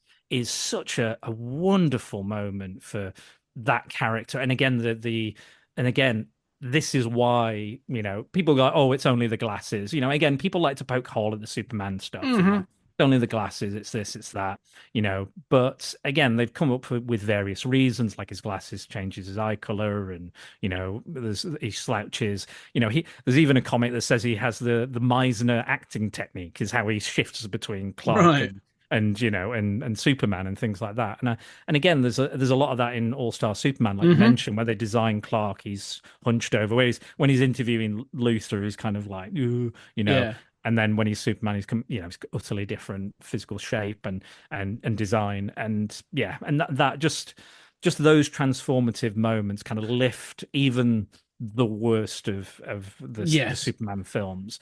It's his highlight reel. Again, some of the lines do remind me of when in the Superman DCAU and the Superman animated series, they do have the Bizarro episode. They introduce, and there's some kids playing by some electrical pylons, and he comes in, he flies down, he saves the kids from getting electrocuted, and then he gives them like a PSA, like those G.I. Joe, like, don't play around with pylons, they're full of electric volts and you will die and your mum will be very sad. And they're all the kids are like, oh, okay, Superman, great. He flies off, and then eventually his skin becomes really pasty, and it becomes the Bizarro, twisted clone. And Superman flies up, goes, "Who are you?" And he's like, "Me, I'm Superman." And it does all that. And again, there's a lot of the Bizarro kind of character here. Again, like I think I'd prefer that, a more grotesque kind of version of Nuclear Man than the kind of. I mean, he's very Aryan, isn't he? He's a very Aryan look about him. So again, I can see what they're going for, but I think maybe if it was a bit twisted closer. clone. Well, you've gone the full Cronenberg and had like an absolute, a nightmare vision. Would have been amazing. Oh, we should have like a Alien Resurrection scene. My favorite part of Alien Resurrection. Say what you will about it, but when they go into the cloning area and there's all the different versions of Ripley, and they're like, "Kill me!" Amazing. Love that scene. A scene of a twisted Christopher Reeve lying on a bed, like Gene Hackman smothers him with a pillow, and then we're off to the next scene. That's the next 45 minutes. No, I think you're right to say about Christopher Reeve. I think it's great. I think this is one of the things that never gets picked up. You say about obviously that thing of like say that when he does the sliding and stuff, but I mean, even the bit where he gets caught in the in that scene of the double date, he gets caught on like the luggage thing. Timing is perfect. Oh, so absolutely perfect. And then it sort of finishes, and he sort of looks, and he dashes off to go through the car and becomes Superman and stuff like that. And I think it's in this one where he jumps into the back of a police car as Clark. Yes, and then comes out. And then the policeman sort of goes, looks over his shoulder. He's like, "What the fuck was that?" No, the comedy in this kind of continues to work, and again, I think it's down to Christopher Reeve. Just he has those sort of moments of like a twinkle in his eye and a sort of tongue in cheek where he's incredibly charming and sincere, and so pulls those kinds of things off. And there's such clever camera work in that double date scene as well. You don't realize it, but there's moments where you just see Superman's legs kind of fly off, Yeah. and then already Clark is there going, "Oh man, geez, I don't know what happened," Yeah. and all this. But again, that's not. You just, I'm realizing, because you believe it, you believe that it is him going back and forth, but actually that's a stunt double doing the flying. And then when Clark is maybe being, wherever he's going, whatever he's doing, there'll be moments where they kind of shift. And again, he's so different. You can tell in that exact scene, in those exact moments where he goes, I'm Superman in this sequence, and I'm stoic, I'm strong, I'm kind, I'm and gentle. And then again, like when he becomes Clark, and you believe it. And again, I don't know what I've never seen Superman display the pushing the doorbell power while not actually being there. I've never seen that before. Yeah. But that again, I was like, he's rebuilding the Great Wall of China with his eyes. So at this point, I'll believe anything. That power, we'll talk about. I want to get to that, the fixing scenes, but because after this double date leads into kind of like the finale, really, or we're going to get to the sort of the fighting and stuff. And I do like the fighting. I like the fact that they sort of have this sort of they're going to have the punchy and stuff after they've introduced Nuclear Man. They're going to use the lift, but there is one scene I am going to ding them for in this kind of thing. Because again, I actually think the fighting's perfectly fine. I think the fight on the moon is actually pretty good. Yeah, I think for its time, and I think for its time and its budget and what it does, I think it's fine. I think I've seen worse. I'm going to say it now. I think I've seen worse superhero films than this. Yes. I know this is probably the origin of bad superhero films. I think it depends how you feel about the third one, but I think this is where that began. And again, we kind of haven't learned the lessons. I think Mike said we haven't learned the lessons. Warner Bros is still fucking about with things to this day. Like again, the Justice League film, the Snyderverse and the Snyder Cut, is because they were trying to film two films at the same time, which was the original Superman plan. Which is again, it's just cyclical. We're just doing the same thing over and over again. But I think I've seen worse superhero films than this by far. Yeah, no, I agree. I absolutely agree. But the one thing I will ding this for is that scene where Nuclear Man turns up outside the planet, and you got this sort of Superman going like, "Think of the people." Yeah, and then Nuclear Man basically goes around tearing the shit out of things for about 5 minutes, and Superman doesn't even attempt to stop him. No, he just goes bang, bang, bang, picks up the SWAT van, twists it around, and it's all. And then it comes back, and you're right, and Superman's going like, "Stop!" And I'm like, "Why have you not moved? Yeah. Like you haven't tried to grab him. You haven't done anything. Like, it really makes me chuckle. Maybe he's using his super senses, and he's gone. Everyone's fine. It's fine." Yeah. Like he did with the guy in the metro. He just looked at him and went, "He just needs a doctor. He'll be all right." Yeah, he's going to pat a bunch of people on the shoulder with like broken legs and be like, "You'll be fine." The American Health Service is incredibly, it's one of the best in the world. You'll be fine. And something I mentioned, but I do. That's the only one that really bothers me. I'm always bothered by this kind of thing of like in every film so far. There's been a scene where like, Superman will either let something happen or will leave, but you sort of know it's for a purpose. This is kind of the first one where you're going like, he's clearly just stood there letting this stuff happen. This is the problem. But I do like the fact that we've talked about sort of Superman being his weaknesses. Yeah. But nuclear claws, nails, extensions, manicures, being an issue. Super manicures. Superman. The fact that again, it's like Superman dead before Superman died, but they have that headline and they do all the stuff. They have the cape. But it's the fact that when they do go back and does Lois, this is the question throughout this film, does Lois know Clark is Superman? I think subconsciously, because she says, "I still remember, I almost knew," or and then he kisses her again. He kisses her again to make her forget, but she's like, "Oh yeah, I do remember. I remember everything now." And again, I think it's implied with like, "I knew you were in trouble. I have this connection to you. I need to come to you." Again, I'll be honest, doesn't really do or say much when she's there. Like, No. but I like the fact that she turns up and, tries to help Clark and, tries to, again, because she's being kind and considerate like he is. And, Mm. and they love him for his faults and for his, forgetfulness and clumsiness and all this other Yeah. stuff. And I like that, she is turning up as a friend, and I do think she can sometimes be a bit overly jealous or underly jealous and not sure about Clark or, oh, are you dating Clark? Oh, no, never, never. Clark. I'm like, all right, calm down. He's still a good looking guy, even with, glasses and the way he dresses, his hair or what have you. But yeah, like, I think subconsciously, I think the problem for me with the whole Superman, like, to be honest, I think making people forget things is inherently problematic for me. Yes. And it becomes like, if you feel Superman 2 as Superman Returns is a continuation of 2, she's had a baby and she doesn't know who the dad is or doesn't remember conceiving the baby, which is, again, is probably in line with the director and Kevin Spacey's ideas of a good time, unfortunately. Yes. But yeah, so like, yeah, I think deep down she knows. Yeah.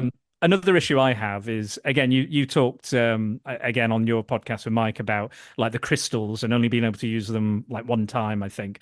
And then he comes into this and he's like, you've got this crystal and you can only use it one time. Yeah. Another one. Another one. It was in the ship. Yeah. It was in, Yeah. Not even at the Fortress of Solitude. It was in the ship. Well, he takes it home, doesn't he? He pockets it. And then, and he goes back and speaks to the land developer guy. And yeah, I think you were talking about, again, is the whole, the whole advice thing, getting the advice from the elders and of Krypton and, Lara or Jor-El or whoever. This, for me, makes a huge mistake. The whole franchise makes a huge mistake. I think that moment where Jonathan Kent dies is very important. I think it's good. I think it works, thematically and for the story. But I prefer where the Kents are alive because for me, that he wouldn't go to the cold, distant, dead planet and ask for their advice. He would go, you live in the real world, you live on Earth, you know this stuff. He would go to his foster parents in Smallville, and he would always ask them. That's why what I liked about Lois and Clark is the parents were alive, and and again, the Superman animated series have them alive, and again, there are iterations where they do kill off one or the other or both. There's a great story called Superman Brainiac, which is by Jeff Johns, and there's like a missile going off. And he has to stop the missile, and he manages to stop it. But all the while, he can hear his dad having a fatal heart attack. And he can't, and he just arrives right as he dies. Which is, again, heartbreaking. Really well done. But generally, I prefer them both to be alive because he's already an orphan. Yeah, he doesn't need two sets of dead parents. Yeah, it's just Disney. You don't need to start killing off all the parents. Yeah, exactly. Like you're compounding the tragedy a bit too much for me. No, so yeah, I much prefer having them alive. No, I agree. I actually agree because they're farmers. They're of the land. They act as a sort of a counter to this cold science, as you sort of say. You've got the cold science of space versus the sort of the down home kind of thing. Taking them out of the picture, I think, leaves him isolated. Yeah. In a way, but I guess that allows the first film to have the Christ parable thing where he's missing for many years and comes back as Superman. I get it. I get what they're doing. I understand it. And again, it does work in a sense. I do like this idea of the lesson that you can't save everyone. There are certain things that are always beyond even your powers. Yes. And a heart attack or sort of is an ailment he kind of threw out. Hurricane or tornado is something you can do about, and that's why that film is stupid. But we'll get to that one in this series. I agree. But the one thing I do like about this film, as we sort of get to in, is the fact that they don't when he's ill and he's having he's got radiation poisoning. Oh God, yeah. They went like that where they were like, hardcore. Makeup people, do what you want, and he's like losing his hair. He's really pallid, he's drawn. It looks good. I was kind of surprised at how good and how messed up he looks. Because the scene before, he's just like, "Oh, I've got the flu." He just looks like he's got the flu. He's got a scratch on his neck, and he's like, they go like this is like, later stage cancer looking, like really bad, really severe stages of that, or radiation poisoning, whatever you want to call it. And yeah, like yeah, it's very, very brief, but yeah, I really liked that. And I like again, I don't know if it kind of takes away that it's in the flat, that he's in his little flat. I don't know if it kind of takes something away from it, or maybe if he had to get back to the farm to get the crystal to do the thing. Again, it's not like he said it's sold. It's not like No, it's it's sold, there. Yeah. you know. And I like the idea that he's like, no, I'm selling it as a farm. We're not redeveloping. Again, kind of making some critique on kind of modern day kind of consumerism and capitalism and things like that. He's like, no, we sell it as a farm. It's going to be a farm. It was my farm. It'll be another family's farm. I like that aspect to it as well. But yeah, no, and but unfortunately, I think that's kind of cool. But again, he just pops up at the planet. He's there, and again, that's the sequence that really, for me, like, was so full of holes. I mean, apart from him, like, carrying the Statue of Liberty with nothing falling off it. It was in just a perfect shape, no stress on it at all. Also, I don't think Lacey would survive on the moon somehow. But I'm gonna come up with an in-canon explanation for it. For all the fanboys out there who like their little head canon. Superman in the post-crisis, he had a force field that was like a skin thick layer over his skin. That's why you would always get a torn cape in the John Byrne stuff, but his suit would be pristine because it was covered by his personal force field. So I think he expanded his force field to include her. Expanded the force field to include her. Otherwise, it's shit. Otherwise, yeah, she's dead. Yeah, she's doing a Schwarzenegger in Total Recall. The eyes bulging, tongue coming out. Yeah, give me a kiss, Nuclear Man. But yeah, that bit is. Give them the air. Come on, give her the air. Come on, Cohagon. But this ending, I like this whole stuff on the moon with sort of Nuclear Man. Sort of like, again, there are certain shots in this that look good, and so when he's in they have him in that lift, he's on the moon, and then the sun comes past it, and the sun comes through the gap. Yes, and it lights up Nuclear Man. I'm like, oh, that's a cool shot. Yeah. Like, it looks really good. You see, the light's just kind of coming up through the cracks. Yeah. Like, feels very, I don't know why, but it felt like very, I don't know, 2001 almost. Space Odyssey. I was like, there's something, I could hear the. I think they clearly thought this. That was. Yeah, absolutely. But, but the ending of this is, it works in that sense of like, it's a bit punchy. It's cheap in that it looks kind of cheap. Sure.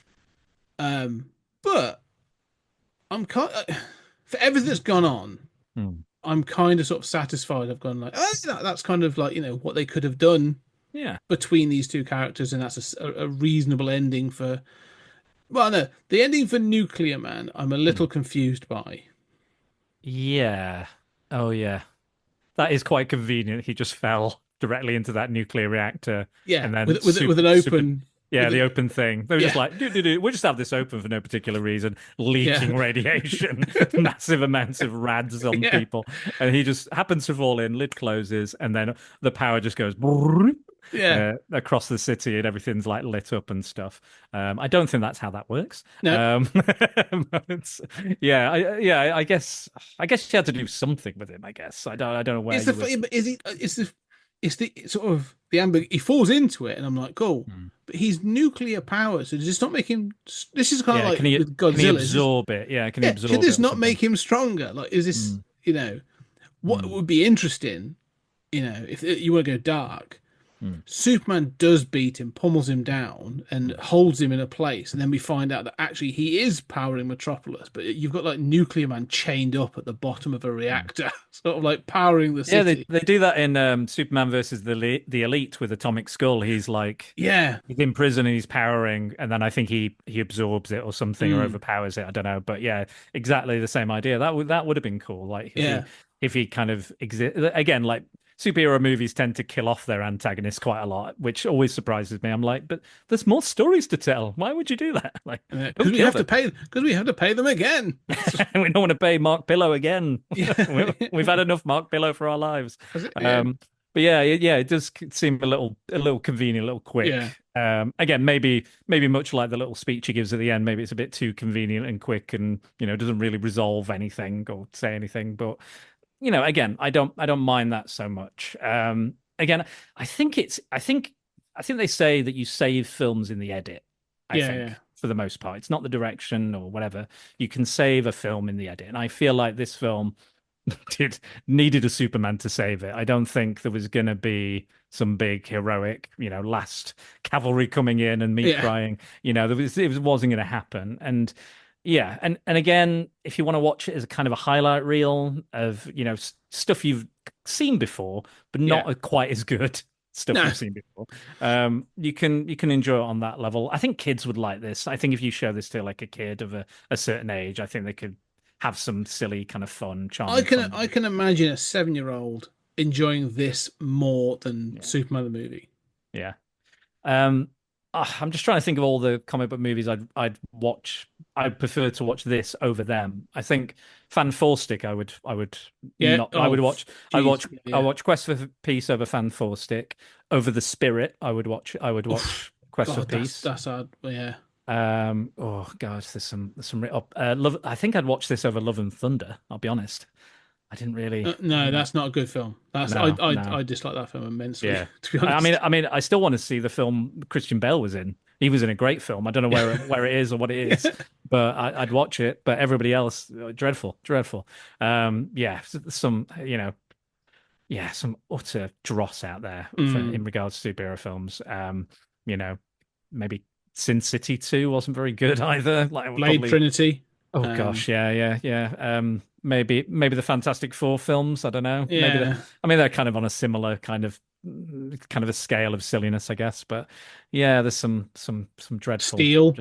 Oh yeah. I had to watch Quest for Peace over Steel. Yeah, you're not replacing Superman here, Steel. That's not going to happen. It's not going to happen. I think the 90s kind of, you're right. The thing is, now you've said that this becomes the template for bad superhero films. I can absolutely see it. The 90s were an oddity. Like Batman was the kind of the target. Yeah. But Quest for Peace was often where they settled, and I think that's kind of the problem. I mean, there are other films that I kind of love, but I know are shit. Oh yeah, absolutely. From the night superhero, like Spawn. Spawn. I like the Spawn movie. Yeah. But I know it's shit. I like Daredevil. Daredevil. Yeah. I unashamedly like Daredevil, especially the director's cut as well. I think you've got loads more stuff in there. But yeah, I think there's a lot worse out there, a lot more cynical kind of. Yes. I've not seen the Joker 2, but I wouldn't watch that. I'd watch this over Quantum Mania. I'd watch this over Shazam: Fury of the Gods. League of Extraordinary Gentlemen. Definitely. Definitely, without a doubt. I think Sean Connery would have preferred to be in this than in that. No, you're using my voice. Oh, amazing. Oh, yeah. I like revisiting it. Yeah, it wasn't fun to watch. It wasn't fun to go through. It was, again, I think it's the special effects and the editing and the choices of what to cut out, which is probably, flummoxed it, I think.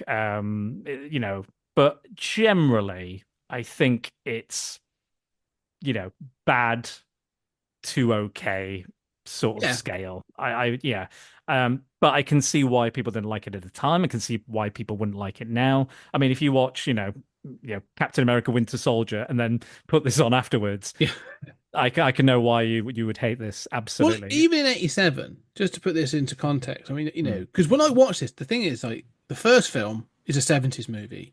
Sure. It is very much. It's filmed. Everything like it's the Donna, the fashion, everything. It's a '70s movie. Superman 2 obviously has that connection, and so carries on. It's only 1980, so it's still very much a '70s film. It has that aesthetic. 3 kind of is feeling, you got a little bit of a mix, but it's still because of Reeve. It's still the early '80s. It kind of has that connection to those other two. But so does this one, and it's 1987. And although sort of like Lacey Warfield and several other characters, Lenny and a few others, feel more contemporary to 1987, there's still a whole load where I'm going like, this still kind of feels like 1978. Well, yeah, and again, I think that is them riffing on the success and Of what came before. literally just doing the same thing, Yeah. but slightly different or slightly tweaking it. It's Yeah. the Amazing Spider-Man of its day. They go, oh, we'll do all these bits again, but slightly tweak them to one side or the other side. Yeah, a little bit up, a little bit down, left and right. Yeah, exactly. But this is the same year as Predator. Jesus, The same year as RoboCop. fucking hell. So do you know what I mean? Like when you watch those, Lethal Weapon, Lethal Weapon. Yeah. So when you sort of Richard Donner. yeah, Dickie Donner was just like, well, fuck you, I'm off to go make another franchise. Yes. But no, that's what I mean. You watch those other 87 films, you watch it next to these, and you do sort of go, yeah, no, you were, as you say, you were doing a highlight reel of a film almost from a decade ago. Yeah. And you're missing the mark. And I can see why lots of people would have gone to this and gone, no, this isn't. Yeah. This is not. And 2 years later, Batman comes along. Yeah. Oh God. And is a complete. I mean, yeah, Batman is 2 years after this. That feels like a light year away. From 87. this. Sorry, 87. Beetlejuice. Just to say about kind of films are Tim coming out at Burton. the same time. Yeah. Jesus, like that doesn't even like. I'll be honest, I thought this was so much earlier. Like, even watching it back then, even watching it like years ago or as a child, it felt like forever ago. You know? And I was born in 88. So but like thinking about the stuff, the quality of the stuff, like our favorite films are coming out this era. Like, it's incredible to see. Like, I know there was always these like fan art of like, what if Keaton met Christopher Reeve Superman and stuff, and I was like, yeah, but it's not different. They're not even like different in regards to their worlds and their universes, but again, it's a very 70s feel and a very 80s feel. They don't in that respect. I don't feel like they would go together or would work together in so many ways. Even though George Clooney does reference Superman, so it must exist in that particular universe. Yeah, that's wild to me. That's wild. The contrast between what you've just mentioned and the cinematography and editing and costuming and just and everything. they feel like 80s films. Like, I know they're referencing 80s stuff, like you said, like Rupert Murdoch and the Cold War at its peak, Reaganism, Reagan politics and stuff. And I think the script was written in relation to some dealings with Reagan and what he did in the real world at one scenario. I think it was on the Wikipedia page. So I guess that's their way of contemporizing them, but still having. I guess this is kind of like a legacy sequel in a way because it's so long ago. For the age it is. Yeah, for the like, what was Superman 83? 83? So this is like 4 years later, and again, it feels like it's trying to move on and do different things, and talk about real world issues, but also kind of being a throwback and referencing the things that you love and bringing up those moments again. No, 4 years is a long time in the 80s. I mean, if you think that like the Police Academy films, which were an odd touch point to go to, but I'll say that Police Academy and also Friday the 13th, a film every year during the 80s. Like Police Academy was like 84, 85, 86, 87. Like they had one every year to varying quality, most of it bad. But the same with like Friday the 13th. They're low budget, and I get you can do that. But 4 years in the 80s between sequels. I mean, that was even Ghostbusters, which is 84 to 89. The whole thing's about like, oh yeah, no, this is gone. That's a that is feels like a legacy sequel. Like an entire section of stories gone on between those two films, and they kind of acknowledge it. Like, oh, it's been a long, long time since we did the last one. Now you're going like, I was 5 years. That's kind of normal for things today. Yeah, well, I mean, they've just delayed the Spider-Verse sequel, and they've delayed the Batman. I think they're both coming out in 2027, I think, apparently. But we shall see. Yeah. We all may be dead by then, or at war, or nuclear Yeah. war. Who knows? But yeah, like No Superman yeah, to save us. So yeah. yeah, no, I think you're right. This just feels like it's looking back. This was inevitable to be the end of Yeah, the series. I think so. Yeah, absolutely. I know they did consider using the kind of deleted footage for a new film and considered, carrying on, but I think at this point Canon was really on its way out and well, actually they announced they were doing Spider-Man. Yes, they did. They were going to do a Spider-Man They were. film, and there was a poster made with like an actor dressed as very much like the Nicholas Hammond type Spider-Man suit, very fabric, Yeah. just and that's the wonderfulness of Christopher Reeve. He can pull off that fabric suit. It doesn't look silly or bizarre or faded or tad or ridiculous or anything. He can pull off that literal translation from comic book to screen. He could pull that off, which is not something a lot of people could do. But yeah, that Spider-Man film did not come out along with that Superman sequel, unsurprisingly. So Chuck Norris going to be Spider-Man. He's going to play a 16-year-old photographer. I did watch the Canon documentary, which I recommend to anybody because they brought out the brothers, the Golden brothers. Yeah, they did their own because they came out and I think they were made fun of and they were kind of belittled and there was some humor kind of pointed their way and they were like, no, this is a grand epic and this is what we did and this is how we did it. And I was like, yeah, that sounds like a Canon idea that I like. No, nobody makes fun of our classic cinema. Nobody ever does that. We're going to show them. But yeah, I think it's a brilliant kind of showcase of the 80s and that kind of era of stuff. So yeah, I highly recommend that. And I think it's called Electric Boogaloo. That's it. That was it. Yeah, of course it was. What else would they call it? What else would they call it? Yeah, it is. It's brilliant. It's well worth watching. And there's also a book, Austin, I forget his name now. Yeah. I spoke to him not too long ago, and he's done Canon Film Guide. Yes. And he's got volumes 1 and 2. I haven't got 3 yet. Mm. And it's Austin Trunick. Okay. And cool. His depth of knowledge and stuff on the Canon era is phenomenal. And it's hilarious. Some of the shit that went on. Oh yeah, absolutely. But yeah, no, this is the end of an era. I mean, I think this is they did try. They obviously had He-Man, the Punisher.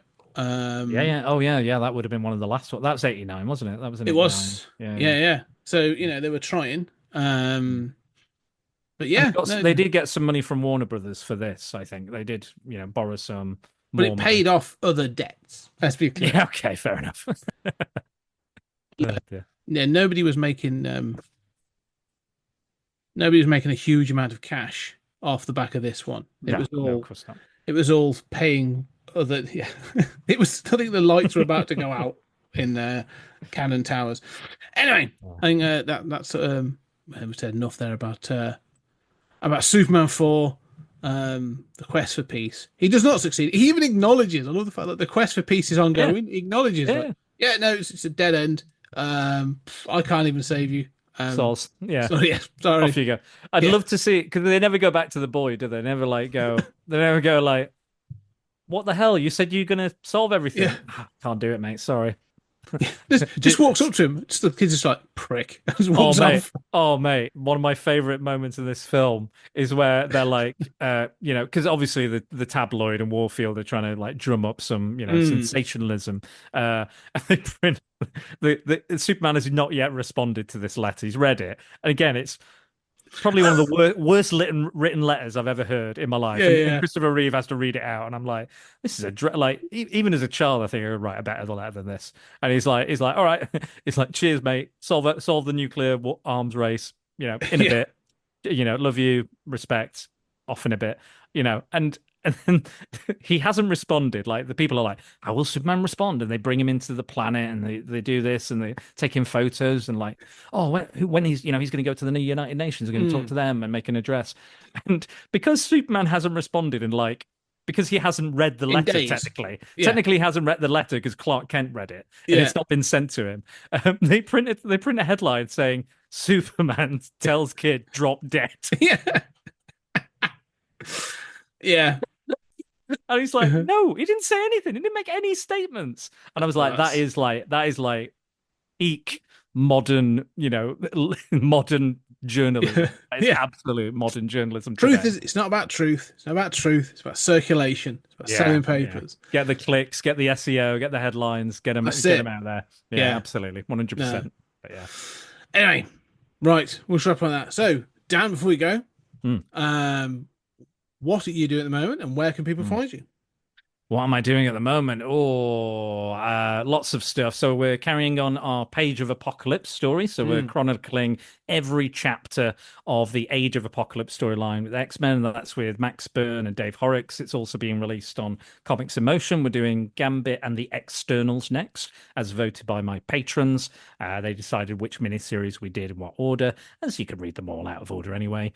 And then I've got a podcast coming out shortly, may already be out by this point, with Jack, and he's defending the film Push with Chris Evans. Another comic book movie. Did I like it? Did I not like it? You'll find out. What else have I got coming up? We're finally, after a year or so, Andy's been constantly losing the guest versus guest poll we have on Patreon until he won eventually. It was about 5 months or so of voting. He finally won, and we're doing a wrong direction. So we're looking at the lesser received films of big name directors, and we're looking at John Carpenter's Memoirs of an Invisible Man starring Chevy Chase. Yeah, that'll be an interesting one. I've just had the Wake in Fright podcast come out with Andy about that film on Sharing the Silver Screen. So yeah, lots of good stuff coming up. And yeah, me and Mike are going to go to the Forbidden Worlds Film Festival very shortly at the end of May. And we'll probably half and half the recordings that for him. And we're looking forward to that. We're going to be part, they've not acknowledged us yet or approved it, but we're going to be part of the press team, I hope. If Fantastic. Not, we're going to have to buy some tickets very fucking quick. But all sorts of stuff going on. Yeah, so check us out and check me out and all my guests and stuff. But yeah, lots of fun. Yeah, all right. There'll be links down below. Thanks for calling in. Appreciate it, Dan. It's been wonderful talking. Yeah. It's been more fun talking Superman 4 than it has watching Superman 4. 100%. Yeah, I love Superman, and any chance I get to talk about Superman and the various kind of iterations of him and stuff. Yeah. I dig it. I'm a big fan of this film, even though I'm not a massive fan of this film. I still appreciate it on some level.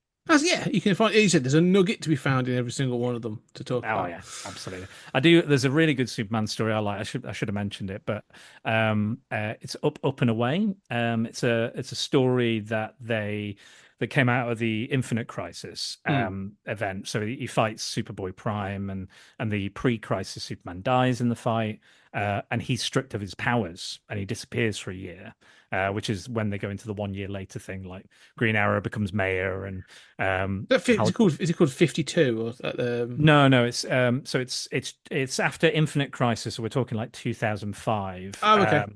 So no, sorry, you are right. So the year is told in 52 comics throughout that year, but all the other comics have skipped forward, and that comic fills in that year, which is also amazing, really good. And Steele's in that; he's the lead character in that because there's no Superman, so he has to take on Lex Luthor and stuff. But yeah, it's called Up and Away, and he returns, but he still has no powers. And what's great about it is he's being Clark Kent. And he's still being Superman, but without his powers, he's still doing the right thing, the heroic thing. And again, it's kind of I think it was kind of a bit of a tie-in with Superman Returns, because it features like Lex using like Kryptonian crystals and stuff, right. And he ends up kind of fighting him. And yeah, it's really, really good. A really good kind of character piece. I think it's a Kurt Busiek comic. Okay. I think, which I'm a big fan of him and his Avengers run and all the other stuff he's done as well. Secret Identity, that's a good one as well. He wrote that. That's a good one. But it's a kind of an Elseworlds one, I think, that one. But still good. Yeah, some good recommendations on this one episode. So you made some good recommendations. Anyway. I like to think I'm well read. You are. Yes, incredibly well read. Anyway, ladies and gentlemen, thank you very much. I hope you enjoy this show. And if you are enjoying what we're doing, please leave a review. And check us, to make sure you're checking it out, or pass on the word, let everyone else know how good we're doing as we lead up to Superman. And if you really like what we're doing, check out the Patreon. All kinds of stuff going on there. 30-minute thoughts. Julian and I, from our sister podcast, Stories Out of Time and Space, have been covering a whole bunch of other things. We've just done RoboCop, everything RoboCop, which, it varies in quality, to be perfectly honest. There's some good and some bad.